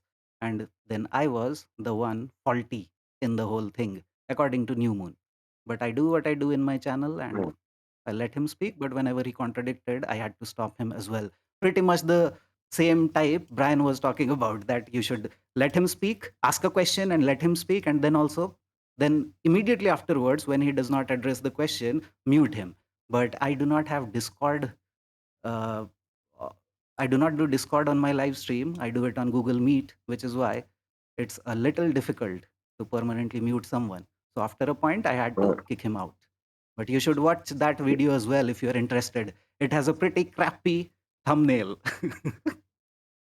Right. The circling Happy back. birthday, Arthur. Sorry, John. Come Just again, saying Brian, happy please. birthday, Arthur. No, that's fine. I was letting you get it out. Oh, gee, thank you. Yeah, Neil.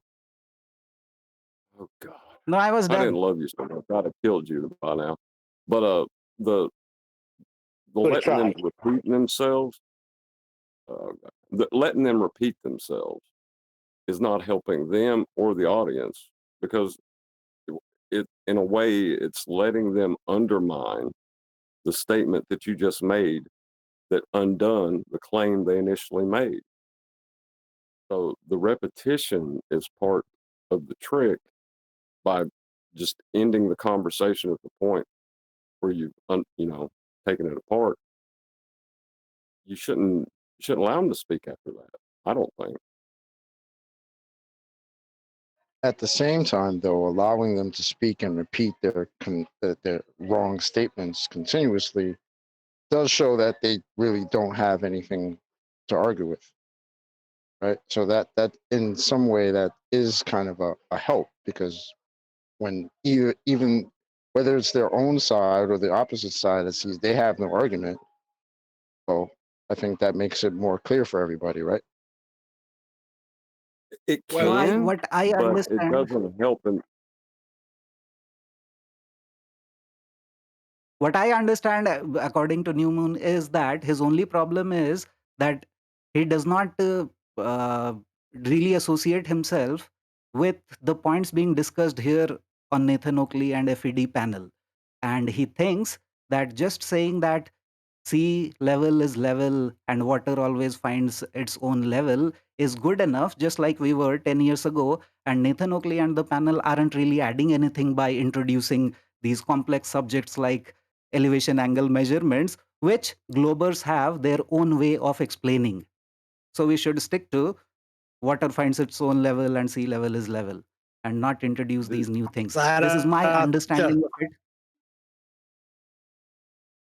Flat author, they're not accepting that as evidence. They said that's the only thing we got is one piece of evidence. Well, the reason the elevation angle is such a big deal is because it's the basis for their entire religion. That's why we harp on it so much. That's why Brian took the time to learn how the latitude system was made, and the reason we talked about it so much is their positive claims come from that angle measurement off a flat plane. That's, we're not complicating it. I don't get it. You see, as the flat earthers said, their new rule would say, oh, they have their own explanations for how angles work. No, that's the thing about it. If you start accepting that kind of BS, then you're going down a bad road. They can't have any explanation. The angle is an angular size, something that they don't have in their paradigm. Number two is an elevation angle. Right? The GP of the peak of that mountain or the celestial body or the lighthouse has to be directly below it. Right? Whether it's the top of a lighthouse, top of a mountain, or to a celestial body, the ground position, the geographical position of that object or celestial body has to be directly vertically below it. And that means it's right at that makes a 90 degrees at the other end of that elevation angle. Right? Because you're measuring a vertical. That's what you're measuring with an elevation angle. Now, obviously, it'll give you a horizontal distance. Obviously, the process is different for, let's say, a mountain than it is for a celestial body, but it's the same thing. They don't have any way out of that. The GP can't be directly below They it in have their a way paradigm. out about it. They do. They No. do, Brian. They do have a way out of it, which is it's locally flat, and they will keep on parroting it no matter what. Would you consider local to I have be, heard let's it say, from. 4,000 nautical miles? That's not a way out of it. That's not a way Yeah, out of I'm but it. just they're saying that. locally retarded. That's a What's concession. locally I'm just saying that retarded? I have heard it. I have heard it from a self-proclaimed astrophysicist also. He also says the same thing. And I have heard it from New Moon also, who claims himself to be a flat earther, but also comes up with these same stupid anti-flat earther arguments. So this has I'll ask you happened in again then. 2025, in the past couple of months. Shills, all of them. So would you consider 4,000 miles to be locally flat? Local. You know what I mean? I think saying locally flat is only locally retarded. Trying to establish how far is local to these clowns. Well, that's what I Yeah, want to but know, Chuck. doesn't Like matter. if I go 16 miles. over there, if I Even go if over there, is that still local? We'll have no trouble here. Whether you measure, Could they Well, define you locally one flat? Is there an inch of it. official locally Oh my flat? God. Sorry, Doc. If you Go guys ahead, want, D-Rose. I Neil know also you're trying to suggested get it. in. Poor guy.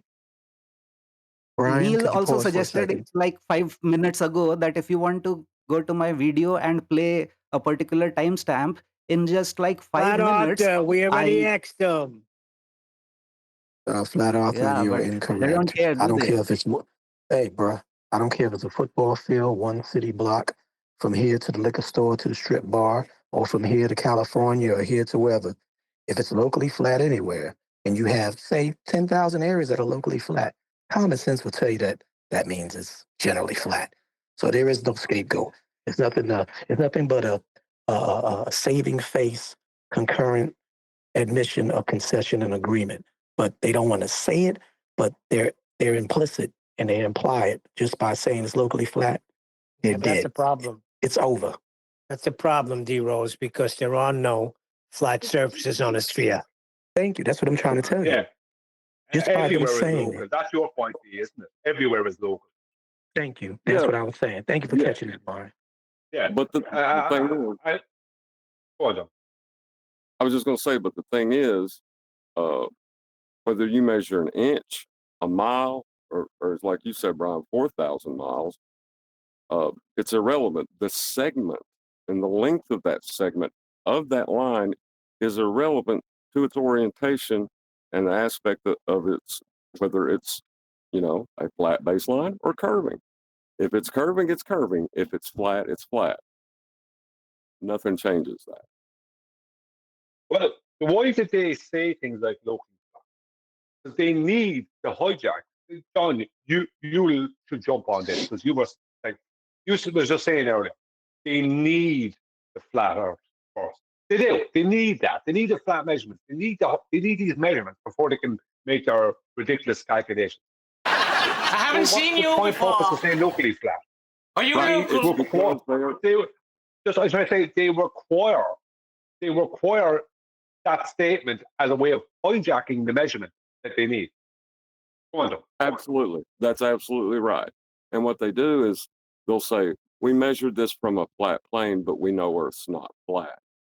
Or we use the level as horizontal, but we know level's not horizontal. It's like they give it lip service and detract from it while using it as what it is. It's not the Earth. You heard that one. Yeah, we're not letting them do that anymore. UGT is involved. Sorry, it's fine. Yeah, just check it out. What are you doing? Sorry. Don't touch the things. This is a local shop for local people.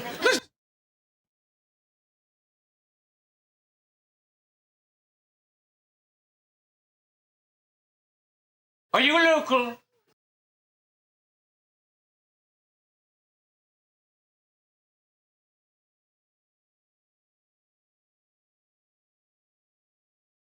No, not fans of the League of Gentlemen. Obviously not. No. It's breaking up for me. I haven't seen you before. Are you local? Right, I'm going to round out with that. Is it saying, are you local? Are you local? Another huge, massive, enormous thank you to both Discord and G+ panels for making today's after show possible. It's actually been, strictly speaking, a continuation of the live stream, which bugged up due to internet issues. So I don't know what you'd call this the end of, but it's the end of something. And this is where we're bidding you farewell. So a massive thank you to all of you. Smashed the super chat, liked, commented, shared, subscribed, joined as a Nathan Oakley 1980 channel member, and all that good stuff. I've been Nathan Oakley, and I will see you all in the next video.